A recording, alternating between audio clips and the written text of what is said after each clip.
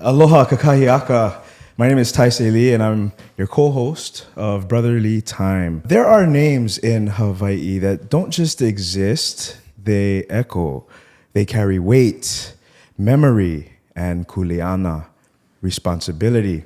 Today, we sit with a kane born into one of those names, but choosing to define it on his own terms. The son of a visionary, the grandson of a cultural pillar, Kuhao Zane stands at the intersection of legacy and evolution. In a place shaped by both deep ancestry and undeniable change, he walks a line few can navigate, honoring what was while building what must be. This is a conversation about identity, stewardship, the past, the present, and what it truly means to carry our culture into the future. Kuhao Zane, welcome to BrotherLee Time. Bro, I felt like that was Bruce Buffer, bro. That was quite impressive. And now, just came from the Max fight, bro. That was so killer, bro. Brother, how you feeling today? Cause not too bad, bro. I'm glad to make it to this side of the island. I don't always get to make it out to F side, so appreciate the time you guys put aside and get to talk story, chop it up a little bit. Yeah, absolutely, man. Thank you for first and foremost for flying over from Hilo this morning to spend some time with the Lee brothers. I want to ask you, why did you agree to be on BrotherLee Time? You know, I think one, I appreciate the fact that you guys, of course, are brothers, and so I definitely can relate to working with family, for better or worse, I'm guessing. Yeah. But at the same time, I think it's important that, especially here in Hawaii, that we kind of continue our own narratives. We put the narratives that we want out there, and I feel that the platform you guys built is definitely a vehicle for that. So, again, mahalo for the opportunity. Yeah, no, thank you so much. So, let's start with some origins. Hilo. When you think about how fast Honolulu moves and just the current nature of modern society in Hawaii, Hilo is kind of a slow down. I think Hawaii in general kind of, when people come here from out of state, they're like, wow, life is so slow here. But Honolulu is so different from Hilo. Let's talk about your origins and maybe some memorable experiences in your adolescence. Yeah, I think Hilo definitely defines me for sure. And you're right, it is slow. And I think, of course we have a target now, but that only happened in the past, like decade or something like that. But I think for me, I've come to appreciate that that pace of life that Hilo offers. And especially now with a family, being able to raise my son as well as my daughter in Hilo is something that I feel like maybe my dad foresaw type of thing, because he's actually from Kaneohe. He grew up on this island. And so I think him moving to Hawaii Island and raising the family there, I think he definitely foresaw a different pace of life. And so sometimes I feel like, I want to come up to Oahu and enjoy the Chinatown life or enjoy life up here. But at the same time, I guess in my little bit older age, I've been enjoying the pace of life that Hilo offers. But yeah, grew up in Hilo.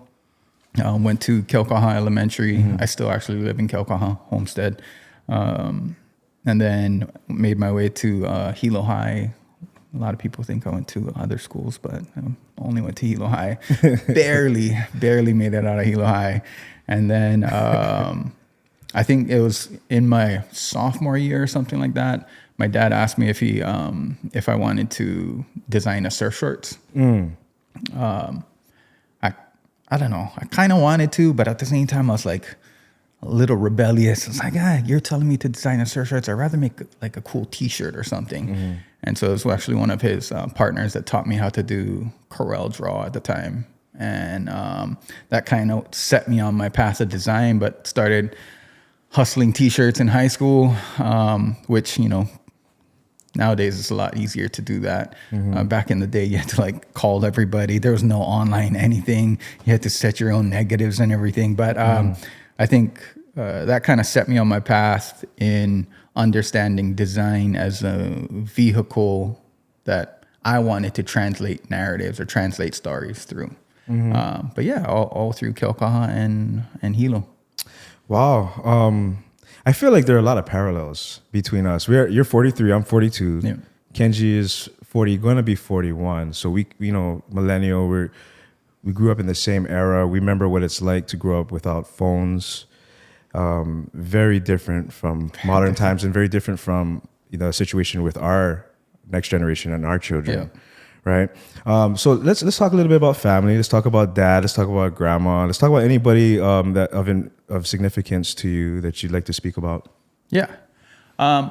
Well, continuing on my dad's side, Zane side of the family, but from Kaneohe. He grew up in Kaneohe, and weirdly enough, he moved to Spain like when he was a kid. I don't know if my gungung saw a business opportunity out there, but picked up the whole family, moved out to Spain, and my dad lived out there for, I want to say like 5-6 years or something like that, and then moved back. And that's when he was pretty young.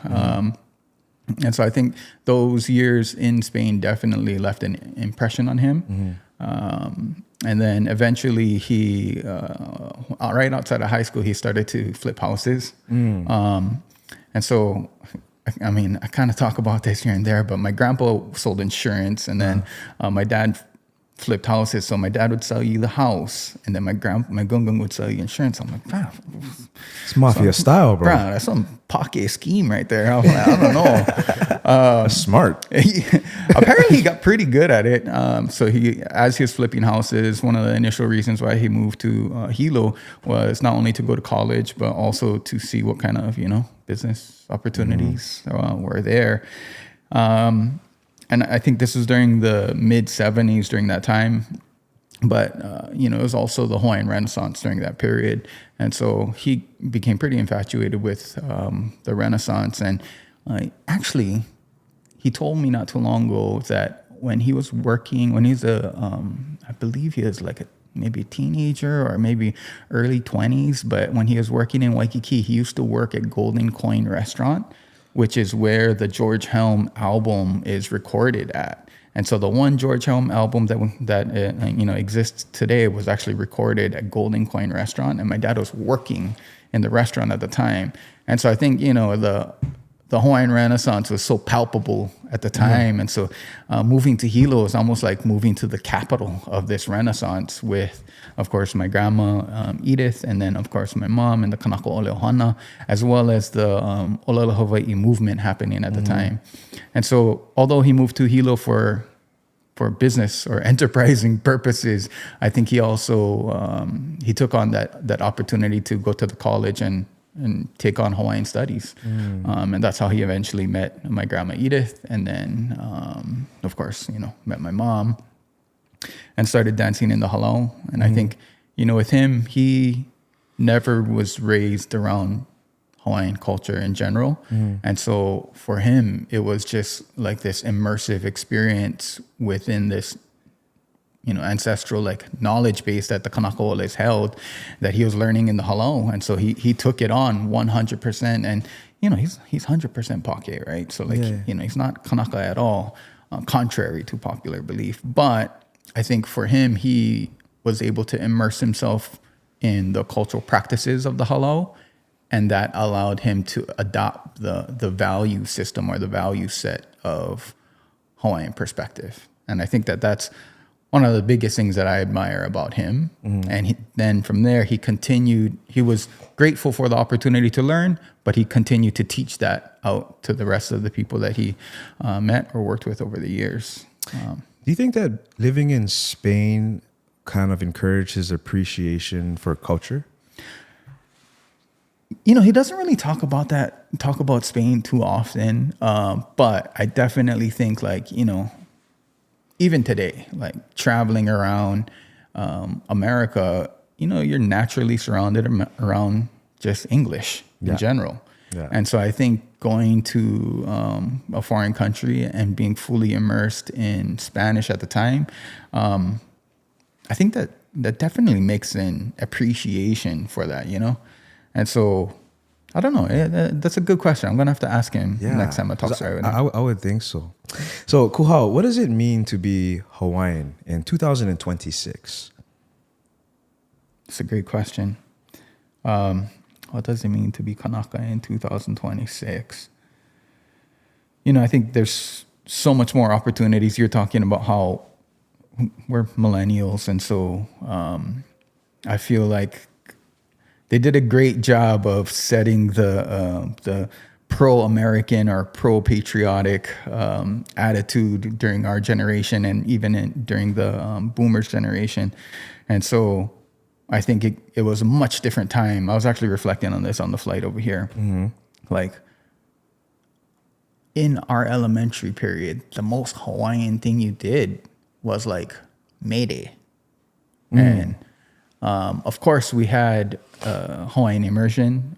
I went to Punanaleo initially, and then I went over to Keaukaha on the English side after. But, they did a good job of teaching us about like Lincoln or even some of the Roman or Greek histories. But the ability to learn about, Kauikeaoli or even like Umialiloa, all of these great chiefs and leaders in their time, we didn't really have the opportunity to learn about that. And so I think being Hawaiian back then when we were growing up maybe was a very superficial level of, sad to say, like a t-shirt or even a tattoo or something, or even your last name. Like that was the basis of it. But unless you were near a source, like how my dad was near the Kanaka Ohana, or how I was raised in the Halau, we didn't really have too many opportunities as compared to today. Yeah.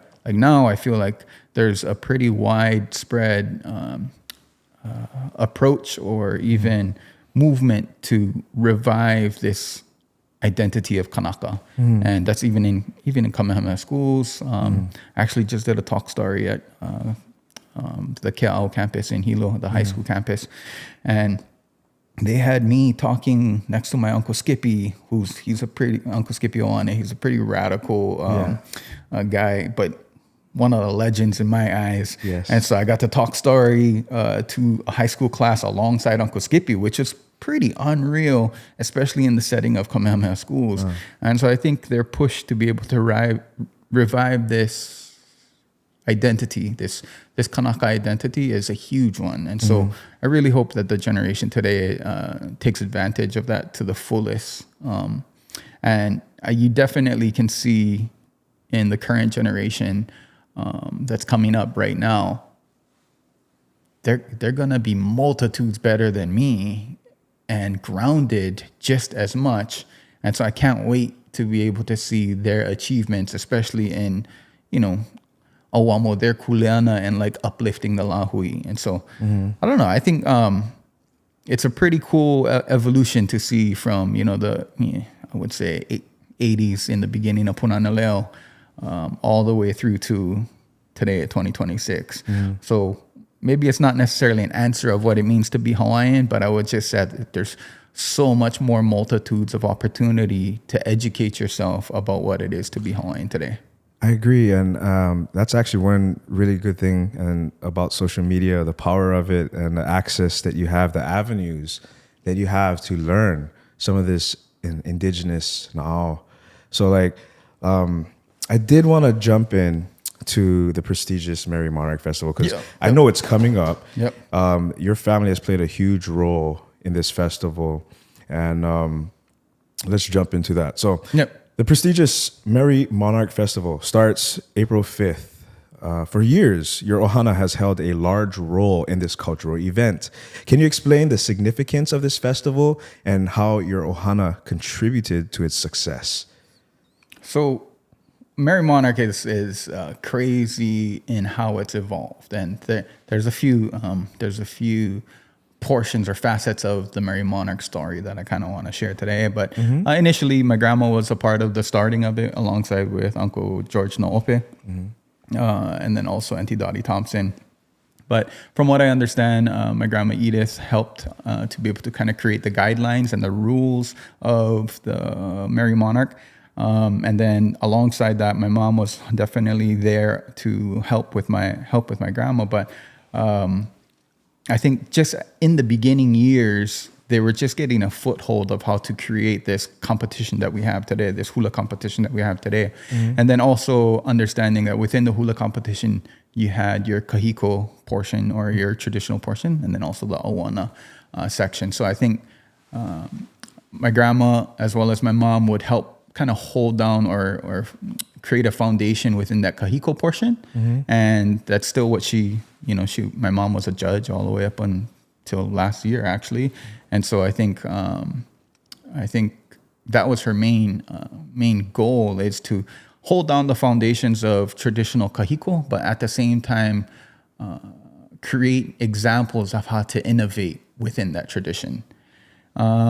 So yeah, you have my grandma Edith, Kanaka Ole, and then also my mom Nalani Kanaka Ole, then my auntie, my mom's sister, Auntie Pua Kanahele Kanaka Ole, who a lot of times is a judge, and then also she narrates. But both of them just come from this plethora of experience, of cultural knowledge. And so I feel like every time they speak, I'm over there like writing down notes and taking notes. And even with my mom, like there's so many times that, like, especially in the past, I would say 2 to 3 years, we're just sitting at the dinner table talking story, and out of nowhere she's just dropping gems, and I'm like, I should go grab my phone to record this, or should I start writing this down? And it kind of became regular practice to like just, go find my phone, press record, start writing notes. And I think the insights that they offer, both Auntie Pua as well as my mom, are windows into, almost a century ago at this point. My mom would have been 80 this past Thursday. And so seeing the insights that they grew up with and the fact that they acted as a vehicle to bring that to modern day and was very open in sharing that knowledge too. They didn't try to gatekeep at all, actually. The biggest gatekeep that they had was the rigor of their Hula Kahiko, because I don't know if you've seen any videos of our Halau Kekuhi, but the Kahiko's a little bit athletic, to say the least. One of the hallmarks of my mom's teachings, especially in Hula Kahiko, is that she wanted her olapo, or her students, to be able to dance for an hour straight without taking a break. And so as in comparison, like when you're watching, Merrie Monarch, you're going to see a ka'i, their main hula, and then their ho'i. And so they're dancing for maybe 15 minutes tops. But my mom wanted to make sure that we would be in at least the athletic ability of dancing for 50 minutes to 60 minutes straight. So I feel like that was the main gatekeeping portion. Like if you could commit yourself to the 5 years of halau, and then also commit yourself to dancing, that 50-minute, it really opened doors to this cultural knowledge that was generations deep. So our mother she actually uniki'd as a kumu hula. Yeah. I think Edward Kalahiki. Oh, right? Yeah. And he came from the lineage of, is it Auntie Mikey? Yeah, from Mikey Ayu. Yeah. Mikey Ayu, so legend. Yeah, right? Legend for sure. And so my mother is Kepani, so it's Japanese, right? And 100%. So we firsthand got to see immerse herself in making her pahu drums, making her dyes, making her clothing, her garments, so she can dance, growing her hair out down to her back of her knees, and actually learning to chant, writing her own mele. And it's like, now that we're actually we're accentuating everything that is Hawaiian, it kind of brings me back, and I want to kind of learn from her as well. Earlier you were saying that your mother, she would drop gems at the table. Are there any gems that you could share with us? I mean, she had so many gems, and like it's interesting because, and maybe this is just from like the when I was growing up, I like G.I. Joe and like the Americanization during that time. But I think, a lot of times when you looked at innovation from an American lens, it was this unhinged like evolution or innovative approach, this very freewheeling type of creative approach. And I think my mom exuded a different version of that. She exuded this grounded understanding of traditional knowledge and cultural practice. And then she embodied those values and innovated and created from those embodied values. And so I think, to me, one of the personal opinions on that is that, you know, as Hawaiians, we have to survive on an island. And so you don't have the freedom of just innovating freely, because you have to understand the value system of how to survive on an island, you know, for generations. So you have to live by those constraints, and then you can innovate from that. So I believe that that's where the origin point of my mom's persona comes from. But I was actually sharing it from the whole level of her services this past February. But I shared it out in the group.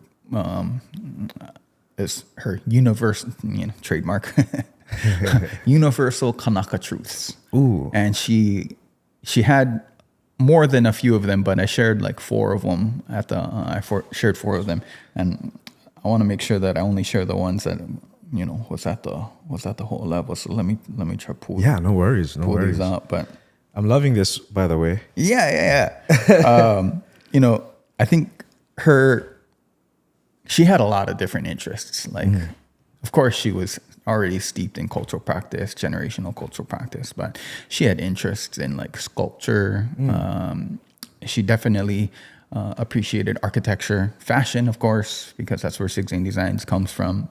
And I think having an appreciation for that sort of creativity, but at the same time being grounded, gave her a really like wide spectrum of understanding. And I feel that that's where these Kanaka Truths are kind of where her understanding is grounded in these Kanaka Truths. So anyway, universal Kanaka Truths. Number 1, everything has boundaries and limits. And I think that could be a given. Like you could think about that as a given, but in the creation like of a heiau or a sacred space, the first thing you do is you go and set your lepo, or you set your boundaries and limits, because that's where you're focusing your intent in.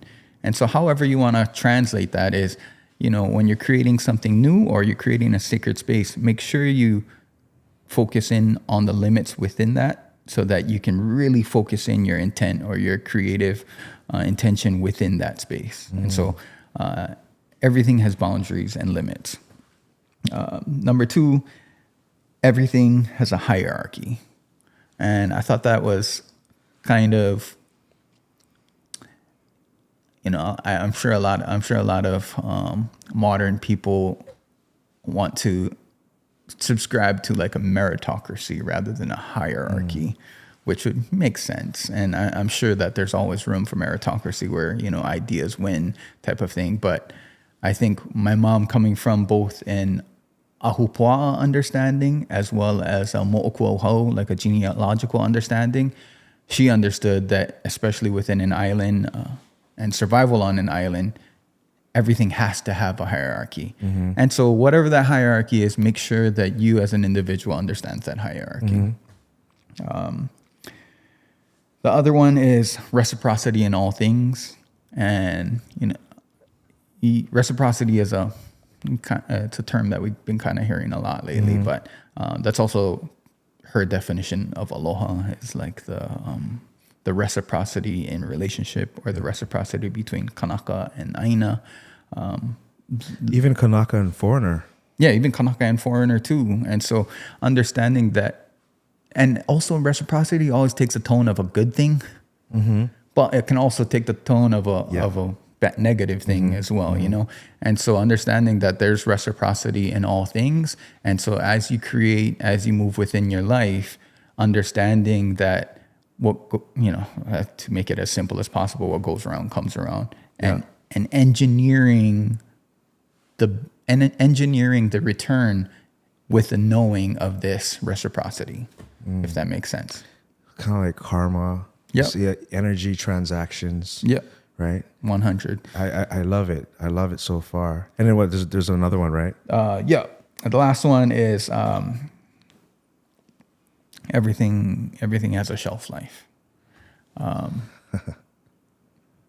It's yeah. She she was a kumu for almost 67 years. She was a kumu hula, and it's quite the long shelf life of being a kumu hula. And she was still creating mele, or she was still doing choreography. What is this? In July of this past year. So she was very active, creative. I think her idea of shelf life was that is the basis of respect, when you can extend your shelf life as long as possible. Mm-hmm. So for her, having a 63-year-long career of being this kumu hula, or even if we're just talking about Max too, like how long is your fighting shelf life, which Max has like one of the longest out there. And I think creating that regard and respect for shelf life, and having that understanding of it, and also making sure and curating yourself as an individual for that longest shelf life possible. Anyway, Universal Kanaka Truths by Nalani Kanaka Ole. Nalani, Auntie Nalani, rest in love. If you could address mom right now, what would you tell her? Because I'm sure she's listening. Oh, yeah.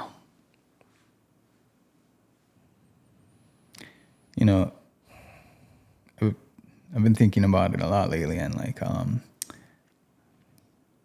I was fortunate that, as her health was, declining in the past 6 months, that we were at the point within 6 Designs, and also with the team, that they were able to handle a lot of the things at the company. And so both me and my dad were pretty much by her side for the past 6 months.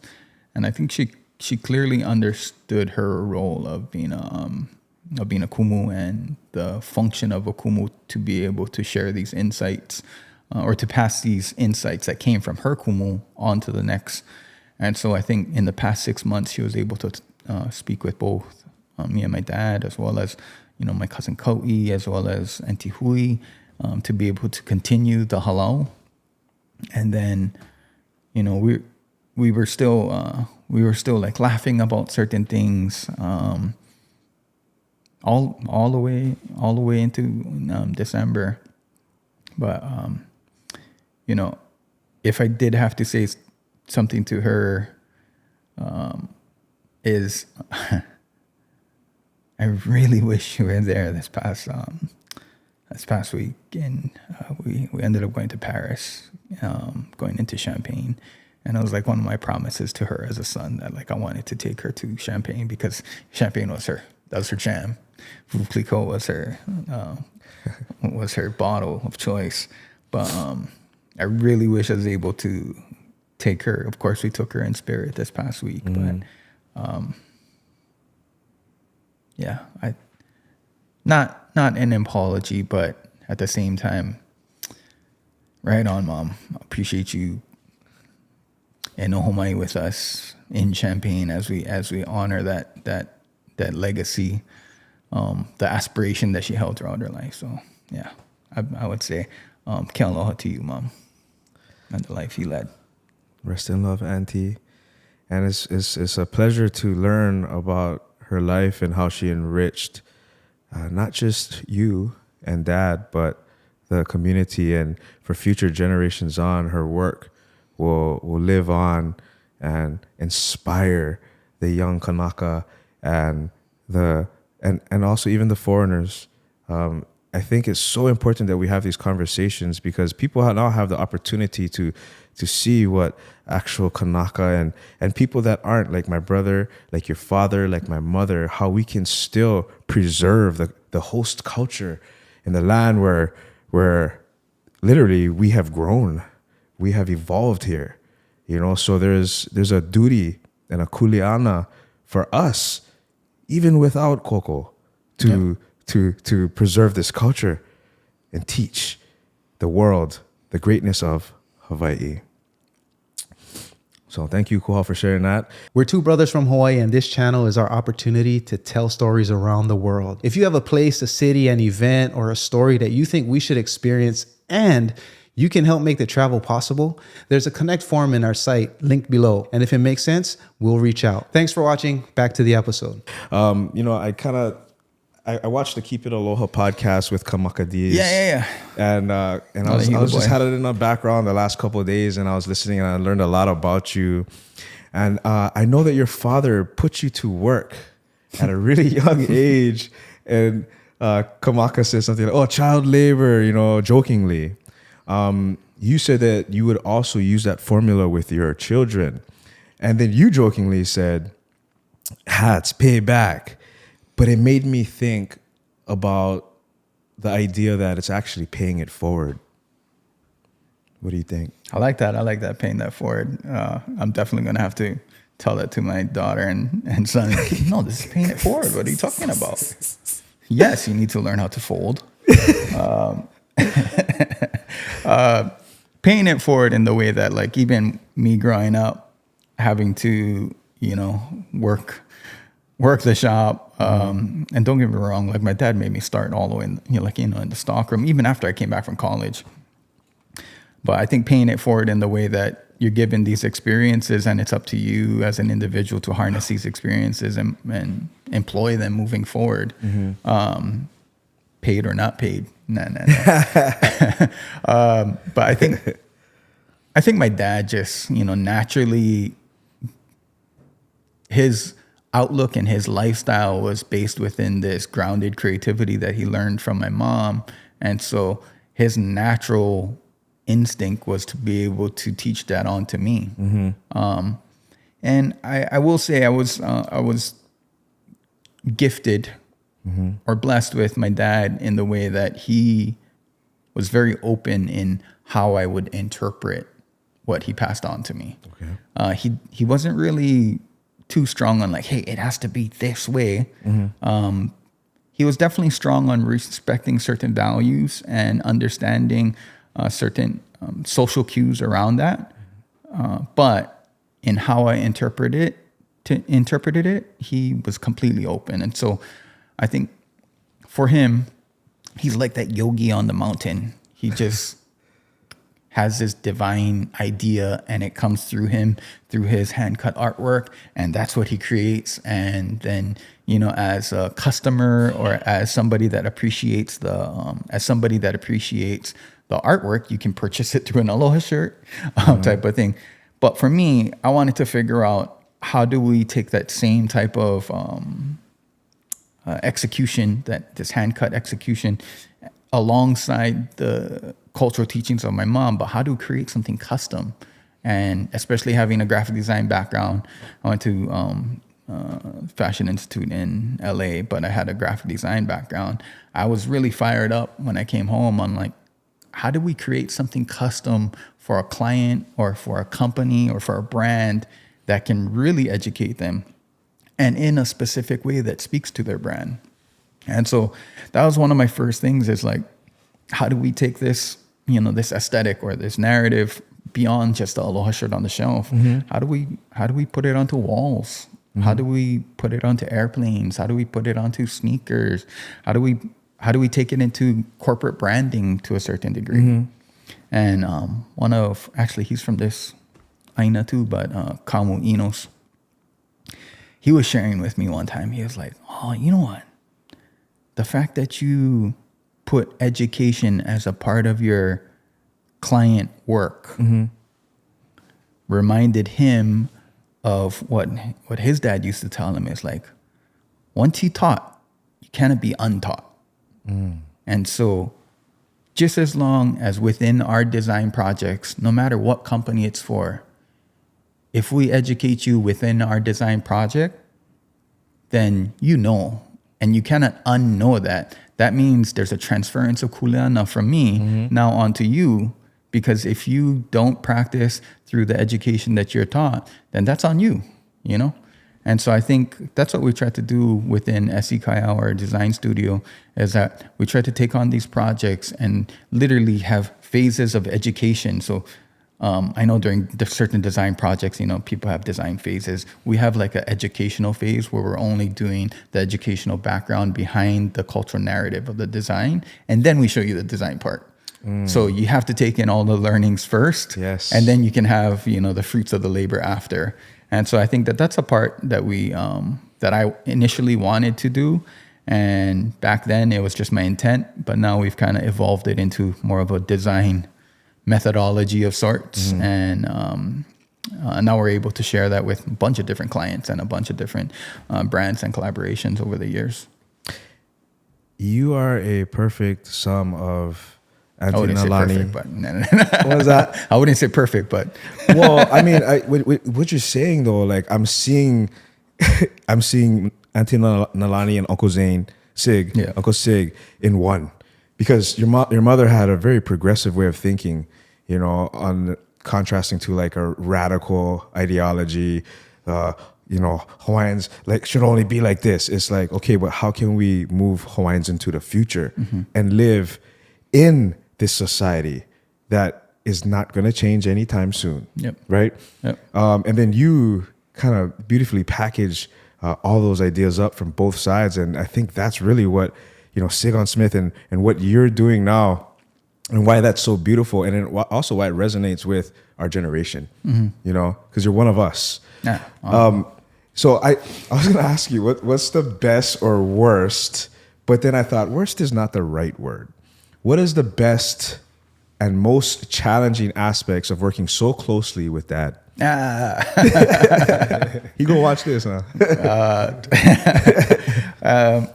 Well, you know, I said I was blessed to be able to work alongside him, but the scraps, and respectful scraps. Yeah. And I think when I was younger, a little bit more hard-headed about it, and definitely a lot more egotistical about it, because I was trying to achieve for my own. You know, I was trying to make a name for myself, and so in that pursuit, I was a little bit ignorant in what my dad's intentions were, and so we would always, you know, but the cool thing about the Halo is that I'm not gonna say dictatorship in a bad way, but the Kumu is the one that holds the vision. And so either you subscribe to that vision or you go somewhere else, period, right? And so I think growing up in the Halo and understanding that my mom is that Kumu and that we are there to be able to physically embody her vision in the same way that mentality leans over into the work side of things. Understanding that, you know, my dad's the name behind the brand, and that I have to do a certain amount of things, and no matter if I like it or not, I got to do a certain amount of things that can uphold that name of the brand. And so that kind of helped in our relations, you know, especially in the younger years.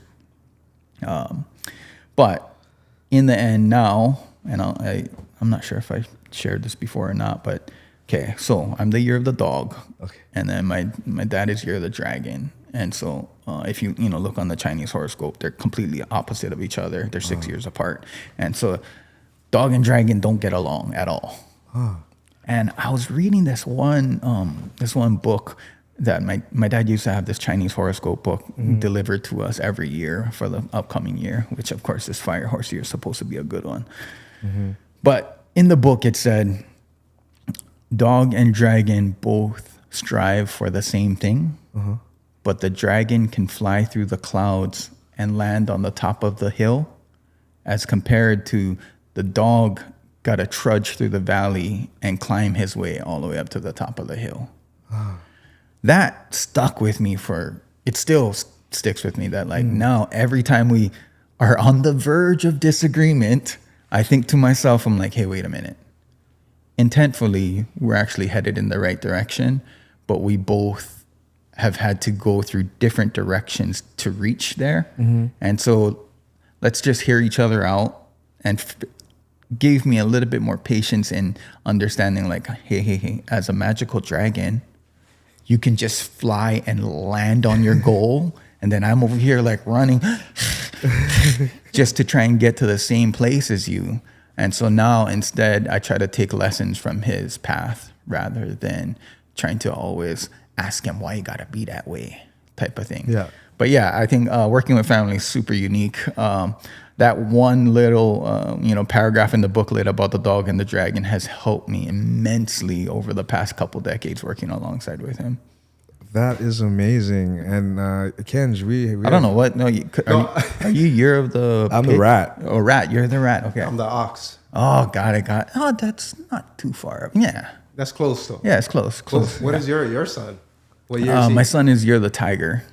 So which is gonna be interesting. And a dog? Tiger. So a dog, tiger, horse are all 4 years apart. And so if you're 4 years apart, then that's usually your complementary. And so I don't know. I get along with him, but he's also a Scorpio. We'll see. We'll see how this goes. But as a tiger, he runs. Oh, traveling with the boy. Yeah, 3-year-old, brah. I'm always like, come over here. Don't do that. Constantly. But yeah, he's a tiger. So we'll see how this materializes. Wow. Okay, this is an important question. So the illegal overthrow of Hawaii and then the reality of modern Hawaii. What is your stance in understanding your identity?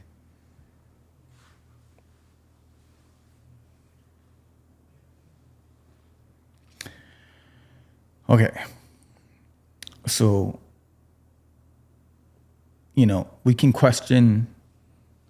we should question the legitimacy of the overthrow in general for our political independence, period. Like that should be on its own.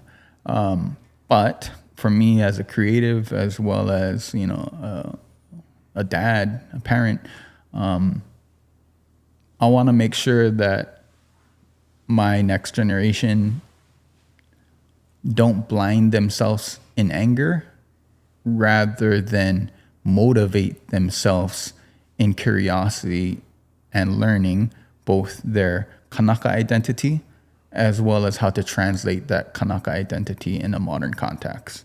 Mm-hmm. And so for me, I didn't grow up angry that I didn't have identity, because my identity was like not only force fed to me, but also when you go into the Halo and you're given like 50-line chants that you have to memorize on a regular, no more time for be angry. Mm-hmm. Only get time for be like, okay, I gotta learn this, I gotta memorize this, I need to understand what context, what timeline is this chant from, mm-hmm. who is the people in this chant. And so I think I would probably employ a similar strategy with my son as well as with my daughter in gifting them this generational knowledge, or just this Ike Hawaii or Kuna Hawaii, in the hopes that they can carry that forward in what they create for themselves. So to sum it all up, I think our economic and political independence is two different conversations to be had. But at the same time, no matter of those two, I want to make sure that they have the solid foundation of Kanaka perspective and identity to navigate no matter what happens within this world. Mm-hmm. Yeah. Because a lot is happening in this world. It's still happening currently. Too much happening right now. TSA lines too long because of the government shutdown. How long took you to get here? Today wasn't too bad.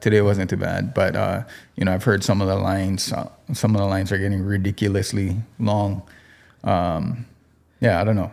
Make sure they don't confiscate the salt. I promise it's pa'akai. I promise. Okay, so I got a couple more questions before I want to pass the microphone on to Kenji. He has some amazing angles. Let's take a look at this. So every piece that the Zane Ohana drops is intentional. The designs hold mana. What stories are you and your father telling? I made this I made this graph of sorts, and it was certain, not a grading system, but it was certain levels of knowledge that we would want to share. And, I think if we're collaborating with, like the Nikes of the world, or back in the day when we worked with Hurley, or even currently, this upcoming Friday when we release the Danner and Sig Zane designs, I think those bits of information or those bits of knowledge that we're putting into there is something that we want to be a little bit more widespread in its approach. And so we want to make sure that these bits of information are something easily tangible for those kind of projects. And so for the Danner project, we're talking about a'ali'i, one of my favorite plants, as well as one of my favorite lei. But a'ali'i, it's a shrub that grows throughout Hawaii, but is also a part of certain hula kuahu, and so it has its legacy within the hula kinolao. But for us, and then especially for the Kanaka side of the family, which comes from Ka'u, a'ali'i kumakani is also a description of the type of person that is not easily faded, the type of person that is steadfast, the type of person that is deeply rooted, and you cannot pull that person up. And so for me, that's how they described the people of Ka'u. And so a'ali'i is always one of those themes that I wanted to highlight or continually put out there. And I think within this Danner project, with Danner coming from Portland, and even a lot of their shoes that are made in Portland, their quality and their craftsmanship over their 100+ years of being around is unmatched. And the fact that a lot of our Aina organizations and, the people that are working on the Aina, they all love wearing their Danners to work. And even some of my friends that actually put me onto Danner, they all go hunting. Danner is their main shoe. And so when we had this opportunity to be able to work with Danner, I wanted to hark it back to something that talks about our native forest, which is a'ali'i. And so I think the a'ali'i is there as a design and as like this also metaphor of our steadfastness to not only our forests, but also our steadfastness to the knowledge that has been held within our families. On top of that, we got to make sure that it aesthetically looks good too, because you're only going to open the book if the cover look nice. Yes. So I think for me as a designer, as well as alongside the design team, Kaiao, we want to make sure that we're weaving a certain amount of aesthetics within the project, as well as a certain amount of cultural narrative, so that both of them can be this perfect package that gets delivered out there. And I think with this one, with the Danner project, it's going to be released nationally. And so it'll be a pretty big opportunity to uplift this a'ali'i, the story of this a'ali'i forward, Yeah, and the reach, watching the mo'olelo and your ike spread throughout the nation, and people will get the information on maybe it will be attached to the shoe or the QR code or something. Yeah. And then that's another way to preserve culture and educate the masses. Yeah. For the photo shoot, for this a'ali'i photo shoot, when some of the Danner team came down here, we actually went all the way up to the top of Mauna Kea. So I want to say like about 10,000 elevation, where they're continuing to plant up there so that the mamane bird has more of a forest range to be able to feed on. And so that higher elevation, the mosquitoes kind of go that high. And so Brother Kala, he took us up there. But those are the kind of things, it's like they're innovating how to keep our native forests intact. And I think we wanted to highlight those kind of stories alongside this artwork of a'ali'i. And so mahalo to the Danner team for allowing us to, go up there. Oh wait, I said mamane. For the palila to feed on the mamane at that elevation, Oh, okay. higher than what that mosquitoes can migrate up to. And so I think the work that Kala is doing up there is essential to be able to keep our native bird species as well as our native plants. And I think that's the kind of storylines that we want to uplift with this kind of Danner project. Wow. I love that. Very progressive. And I am not surprised. I would love to go up. My brother and I haven't been up to Mauna Kea yet. Oh, yeah. I know, we gotta go, bro. We're flying today. There's definitely a little bit snow on top there today. Bombay. Bombay. That time will come. So let's see. I got 2 more questions. Let's see. Actually, I got 3. The ancients were visionaries for preserving ike and other information through chanting, mele, and hula. When I think about that, they were visionaries because they had an understanding that they could preserve culture through this. And when you were talking about the chants that you have over 500 different chants. That's one way to preserve your culture, but then also knowledge, the ancient indigenous knowledge that you kind of were talking about.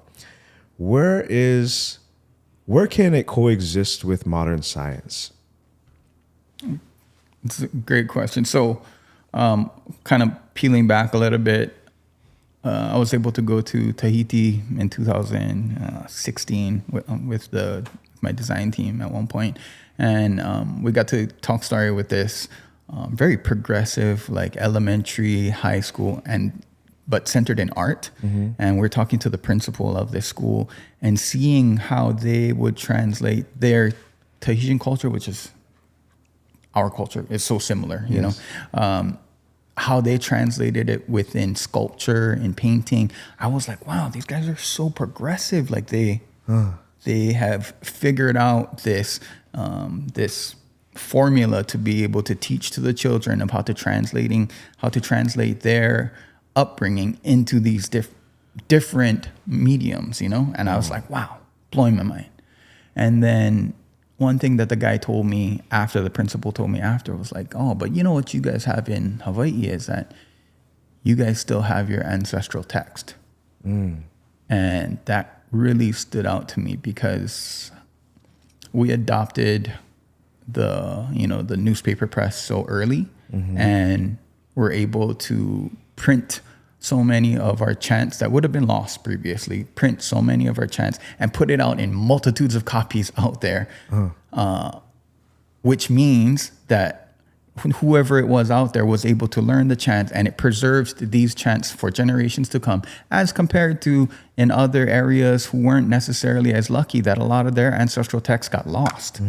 And so when I understood that as like a strong point or a strong suit of Hawaiian culture, I really started to see the importance of our chants. So when I say like our chants of like 500, repertoire deep, it's not necessarily just our chants, which are usually around Pele chants. It's not only our chants, it's all of the chants that were able to get passed down because of the fact that we adopted a technology of the printing press so early, So moving that, currently forward, our Hilo specializes in the Pele or the volcanic repertoire and all of the volcanic phenomenon or environmental phenomenon that happens. And so Auntie Pua, she was my mom's sister. She researched even like the Kumulipo, which is our cosmogonic origin chant, and it's 2,000 lines long. But there's 3 lines in the chant where she identified that there's only one word in the line as compared to every other one. It's pretty much a full sentence. And so, not sentence, but the 3 words that she identified is Papahuli-lani, Papahuli-honua, and Papahanaumoku. And out of the whole 2,000 line chant, that's only 3 lines that only has 1 word. So she was like, wow, these words must be important. Over the decades of, staring at these 3 lines and translating the chant, she finally put 2 and 2 together, or had an epiphany where she was able to translate these lines specifically. And so Papahuli-lani is the papa or the foundational huli cycles, lani of the heavens. So the foundational cycles of the heavens. And then papa huli honua, or the foundational cycles of earth. And then papa hana moku, or the foundational birthing cycles of beings that give birth, or things that give birth. And so when she translated into those three categories, that's when she realized, oh, this is our Hawaiian world view and how we categorize each of those items within. And so everything from the heavens, from your, point above, and then everything within the earth, or the cycles of the earth, which includes, a lot of the rains that we've been seeing currently. The creation of land. Exactly. The creation of land, Papa Huli Honua, and then also Papa Hana Moku, are the cycles of things at birth. And when she did that, she was able to apply those perspectives in how she translated these chants. And so now she was given like this new insight that, like, hey, maybe we aren't only looking at mythology of like Pele and Hi'iaka and Hi'iaka having to be sent from Hawaii Island all the way up to Kauai to go retrieve Lohiau, which is this legacy story. But maybe there's another layer beyond just these chants as mythology, but maybe there are these layers of environmental observations that are also coded into the chants. And so she created this methodology called Papaku Makavalu, and she's been doing it for almost 20 years now. It's kind of crazy. But 20 years in the way that it was only, 2006 or something when she first started to put this together and share it out to the world. So this is relatively new technology, Yeah. And so I still, when I attend these Papaku Makavalu sessions, which just happened in this past January, when I attend these sessions, I literally feel like the dumbest person in the room. And you just kind of got to be comfortable in being the dumbest person in the room, but knowing that there's the largest opportunity to learn as much as possible too. And so one of the big takeaways, which Edith Kanaka Foundation is working towards and working on based off of Papaku Makavalu, is how do we harvest some of these environmental observations or these even like scientific data points that are coded within these chants, and how do we employ them today? Like how could it inform urban planning? Yes. Or how could it inform or tell us more about soil abundance? And I think now it opens up this whole nother opportunity that maybe Western science and data took us all the way back to 17 whenever the guy got off the boat. But within these chants, we can look at, we have environmental data and these environmental observations way beyond, within the 1,000-year range. Yeah. And so now we can employ these types of data points and information points to be able to help us make better decisions today. And so that's one of the biggest goals of Edith Kanaka Foundation, is that continue to harvest these data points and these observations that are embedded within these chants and bring them to light so that we can better make decisions today. Hawaiian intelligence. I love that. So just one last thing. I'm going to turn the microphone over to Kenji, but you did mention that Madam Pele played a huge role. A lot of your chants were surrounded around her. Can you explain to some of our viewers who Madam Pele is and the significance of these chants? So Pele, everybody kind of like knows her as the volcanic goddess, and she's been going off. I don't know what episode this is this year already, or this past year. I think this is episode 43 or 44 or something, and so she's been giving us a show this year. But in chant or in a Papaku Makavalu context, Pele is the energetic or life. Let's use the term akua. Pele is the akua of magma. As soon as it it comes to the surface. And so magma before it comes to the surface is not Pele, but as soon as it hits the surface, then that is Pele. And everything that happens from that point of surface all the way through to when the first sprout is grown is that range of what Pele is responsible for. And so that creation of land, she's like the master designer creative over there, creating islands out there. All kind of things. Does that include ocean floor surface or surface above the ocean? Or, you know what I mean? We said surface, so I'm wondering. Okay, so there's multitudes of Hi'iaka names. Yeah. There's multitudes of Pele names as well. And so I wouldn't be surprised if there is a Pele recognition name that speaks to underwater eruptions as well. Yeah. I'd definitely have to take that question back though. My cousin Luca, we always nerd out about these kind of things. So like going back and forth, but I'll definitely take that question in and try to find that nomenclature. Let's call it that. Because we get the new island. Yep. You know what I mean? Coming around the corner. Is that Pele? Is that a different name? That's why I was talking about Umi Aliloa, because even for Umi, like you look at him as a chief and his deeds that he's done, some of his heiau that he built on Hawaii Island, they actually track back through different star sets all the way back to the north, to Mokumanamana. And when you're really looking at what he was trying to do, he was actually trying to align the stars with his heiau to figure out, or his pahumanamana, to figure out where the next island was going to come up. Makali'ia. Which is so nuts. I'm not sure what the next island. Oh, I know they're calling it Luihi and Kamaehu, Puka Kamaehu, but I think that's mind blowing to think that's what he was trying to foresee back then, which is so crazy. Mokumanamana is all the way up, and Makali'i is one of the canoes that went up to the Mokumanamana. The Pleiades, right? Yeah. Bro, that correlates a lot with one of our former guests who was a spiritual channeler who channels spirit beings from Pleiades. And then I was also looking at some of the parallels to Stonehenge of the Mokumanamana. Yeah. Because your auntie spoke on that. Yeah. Right? Yeah. She continues to speak on it, but those pahumanamana that we have both on Hawaii Island that go all the way up to Mokumanamana.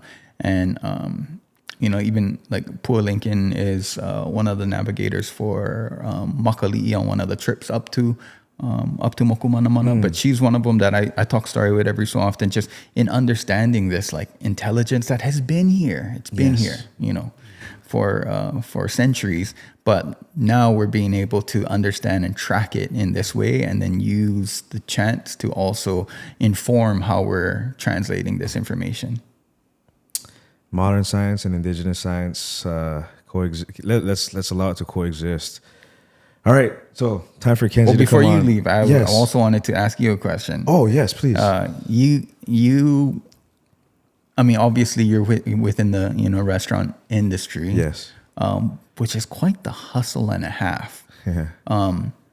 In your personal opinion, in observing the restaurant industry, what would you say is like special to Hawaii? Like what is the specialty mix or ingredients that we have here when it comes to culinary things in Hawaii? That's a really good question. I'm putting you on the No, bro. I mean, honestly, it's rare that a guest ever asks us a question, and I feel like we should do that moving forward. Hey, think of a question for us. You know what I mean? Yeah. But I think to put it in a nutshell, the aloha spirit here, the selfless service, the reciprocity that you were saying earlier, is something that I feel is different. Because when I dine in the States, they're professional. Their service is great, right? Calculated, meticulous, formal. But what's missing to me is the spirit, the soul. And that's something here that if you're born and raised here, or if you understand it and can adapt and adopt the culture, you can exude aloha. So I feel like in our restaurant, it's ohana, it's family. Everyone is an equal. I just have the most responsibility, along with the executive chef. And then the hierarchy, right? There's a hierarchy. Yeah. But at the same time, we make everyone feel equal. So everyone is accepted. Everyone is heard. Right? We listen. What's going on? We care. We're understanding what's going on outside of work. We treat our employees like we treat the guest. Yeah. So I think that when people come into our restaurant, I'll speak on my restaurant because I don't think it's the same everywhere. But in our restaurant, the energy is different because everyone wants to be there. Yeah.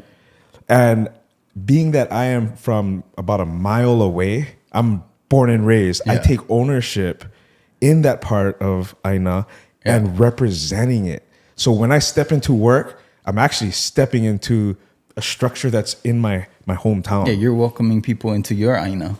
Yes. Yeah, I love that. So I think that that's really the spirit that you feel, the energy, the vibrations that you get when you walk into that place. And then on top of that, the food is amazing and is really, it really showcases not just Roy's vision, but the vision of the Pacific from Asia to Polynesia. And also globe because we use a lot of French sauces. But really, that's what Hawaii is. So the cultural melting pot is what we package up and serve to our guests in terms of food, ambiance, and experience and service. So, yeah. So one of the brothers also sent a gift, and I hope you appreciate him as much. But What? Oh, what? this is from Brother Sheldon. Sheldon. I'll pass this over to you. Hey, Sheldon has to be on too, bro. Yeah. What, bro? We gotta unwrap this. Brother Sheldon, thank you very much. Before I even see what this is, I am honored. He just did a dinner for New York Times Magazine on this island actually, but you know he has a new book out called Ohana Style, which is funny that you said Ohana earlier. But anyway, we did a custom glass for the dinner, and I had a few left over. So with the blessings of Sheldon, he was like, "Oh yeah, give them to those guys. We love those brothers." Really? So brother Sheldon knows who we are, bro. Yeah. Hey, thank you so much. Mahalo so much, bro. This is, it's going to go in this tonight. Some of my favorite whiskey. But I'll be thinking about you, brother Sheldon, and we'd love to have you on the show at some point as well. Thank you, Kuhao. Yeah, Mahalo. definitely. This channel exists because we protect creative freedom.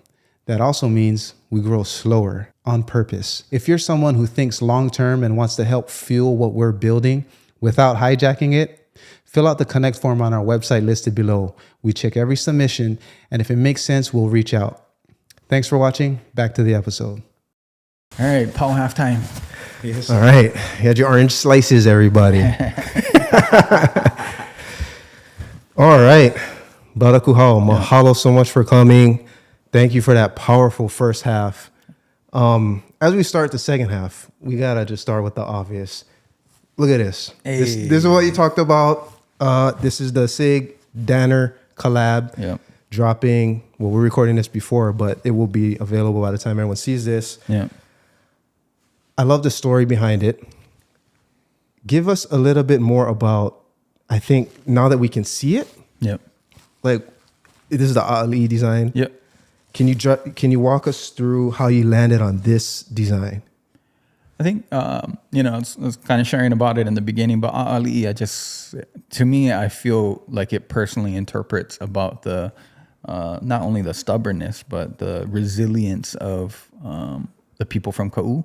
And so being that part of my lineage comes from Ka'u, I always want to uplift or highlight the Ali. And at the same time, I'm a self-proclaimed lay snob. Hey, I always mahalo. Hey, anybody, I mahalo if you're gifting. But at the same time, growing up in Hilo, you have an appreciation for certain lay over other lays, And so if people put time and intent into making a beautiful lay that is also coming from a plant that is hard to gather, I have more appreciation for that. And so Ali'i is also one of those leis that I appreciate, because you have to pick every one of those seed pods, and if you're looking at the gray part of the design, that portion there. So that's the seed pod, and they're kind of like these angled seed pods. And so my dad likes to choose certain angles of the pod and cut them from that angle. And so specifically in that one, it's almost as if you're holding it between your fingers like that, because when you're sewing it together, you're going to hold it and put the needle right through the middle, and then you kind of string all of these leis together. But the real gold of it is when you can string together at least multiple strands of it. So at least, like if it's a 4-strand, that's amazing.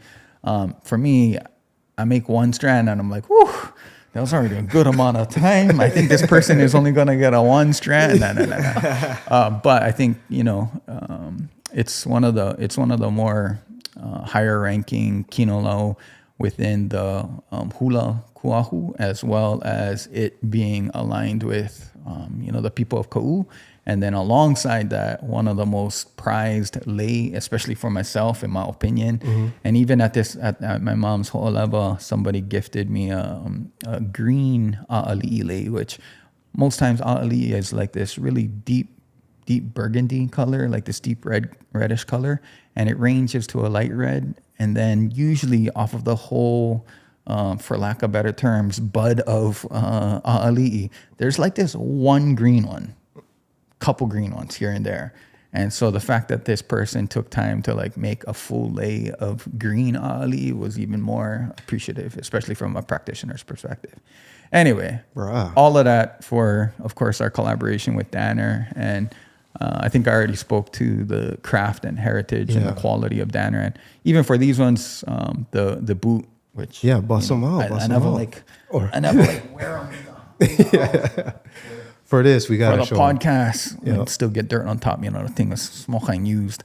But for this Danner light boot, this one is actually made in Portland. And one of the beautiful things about it is, there's this guy Miguel that has been working there for 50 years, and I think he's one of the main ones that was building each one of these boots up there in Portland. And the beautiful thing about it is that, as you use it, the wear and tear, the natural wear and tear of it, a lot of times you can just send your boot back up there and they'll re-seam it. So that little stitch that it goes alongside the sole over here, they're able to re-seam it for you. So I think that speaks to the craft and heritage of Danner, but at the same time, the craft and heritage within our Aloha shirts. And so for me, it was just one of those collaborations that made sense. Okay, so a couple of things. Like, don't let me. I want to talk about how you decide to collaborate with certain brands. I want to get there. So, but then the other thing is, don't you ever give this guy one orchid lei? You know what I mean? Imported from somewhere. Like, If you pick the orchids and made them, I can appreciate that. Bro, Costco aisle 7, whatever that. I don't like make, but at the same time, I appreciate the work, the earnest hard work. Hey, Kuha'o not gonna take them, kid. Unless you ain't grown. Or, you know what? My grandma, rest in peace, rest in love, loved orchids. Yeah. As many of us with Asian heritage have grandparents gardening. And it was desert roses and orchids. And so all the time she lived in Haina, banging. Yeah. Every time. And that's something that I noticed after she passed, like my mom and aunties. Yeah. I don't know if by choice or if they just are like, I got to carry this legacy on. Like, always get orchids at my mom's house too. And so that's why I was like, you know what? If it means, it can be an orchid lei. I mean, the meaning behind it. Big Island, Hawaii Island is also the orchid isle too. And so even my mom, my mom loved her orchids. And so there are levels within orchids too. You're right. And so, there can be an appreciation for some of those, more elegant orchids as well.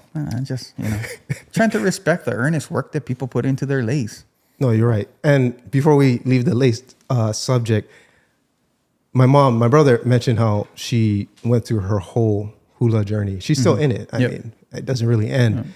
But in that, she would oftentimes make, for every birthday, for our daughters, for my birthday, she would make a lei from whatever was in her yard.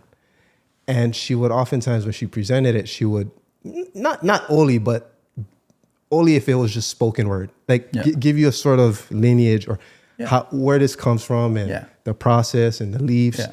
And I always appreciated that. It's kind of like the spiel before you get served a meal. Yeah. I want to learn, I want to know, and it helps, you know, the education with the aesthetic paired together.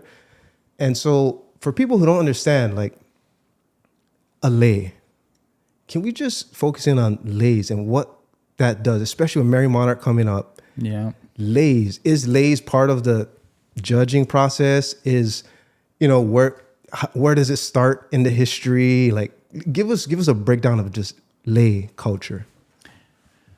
So, lei in general have, you know, a long history. I would say, like how you're referencing that, you know, your mom would gift these lei like a birthday party or something like that, and that not necessarily chanting, but she would kind of speak the intentions that she had. And I think that's one of the most beautiful things about our culture is that they were engineers of intention. And for me, especially growing up in the Hilo, when you made your lei, you're not just making this lei as like a simple adornment. You're making this lei as empowerment, as an olapa, as a dancer. And so whatever kino lau that you're putting into this lei, no matter if it's lei koa, lei ohia, or liko, or if it's olapa, whatever the lei is, you're weaving the strengths and intentions of those kino lau into this lei so that you can embody that so they can empower yourself for the performance or for the dance that you have ahead. And so I think one of the first things you learn as a kid within the Hilo and you're making your lei is that as you're making your lei, you don't speak anything negative. So you don't speak anything bad, because what you speak or the thoughts that you think while you're making the lei gets woven into the lei. And that's why I said that, like, Hawaiians were engineers of intention, is that they understood it to that degree that even as you create, you want to make sure that your intention is pure so that the empowerment that is available from that lei is to the nth degree. So that's lei making in general. And that definitely leans over for me into design work as well. It's like, as you're working on something, like, don't complain during that time that you're designing, because you're eroding the power of that item that you're creating. And so that's the parallels of learning something in Hilo and how it implements itself into the career or into the design side of things. But lei have a long history, and lei have this ability to be implemented or empowered. And so whatever the intention that you wanted for that lei, no matter if it was to, for Hi'iaka, she was trying to bring Lohi'au back to life, or if it was a lei that was a part of a pa'u that could channel electricity. And these are all things that are within within the Pele and Hi'iaka saga. But lei just had this very long history. But yeah, I would say lei are one of those manifestations of that engineering of intention. I love engineering of intention. That speaks to how you and Ty ended the segment with science and tradition. Yeah. Maybe there's no difference. Naoki, Gyotaku artist, said science and art is the same. And I would agree. I mean, depends what part of the timeline you're looking at, what history, who wrote the history. When was it separated, or who separated it is a good question. Yeah. So one more question about the lei. How do you dispose? I don't want to use the word dispose, but after the empowering moment, if it's for a hula or competition or birthday party, whatever, after the intended use or event, what's the protocol there? So that's a great question. Okay, so one of the things, especially within our Hilo, is that the intended moment or the intended empowerment was for your olapa hula. So as soon as you pau dance, or as soon as you're off the stage, then you take off the lei because that was its main intention. And so a lot of times, you'll never see our halau continuing to wear our hula kahiko lei or a'ahu after the performance is done, because all of the intention of that a'ahu and that lei was specifically for that.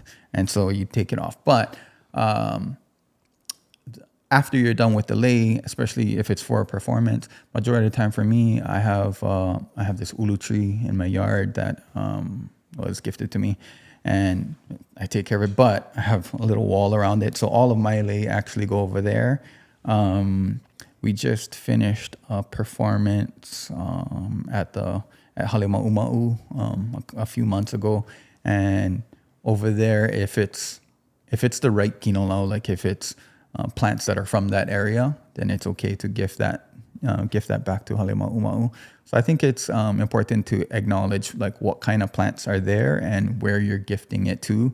You know, you don't want to be spreading rot or anything type of thing. Right. So I think being aware of that, or having a special / sacred place at your home that you take these lei, and I don't want to use the term dispose, because it's you're not really disposing it, but you're allowing that lei to continue in this specific area. So someone who's been doing hula their whole life has their own.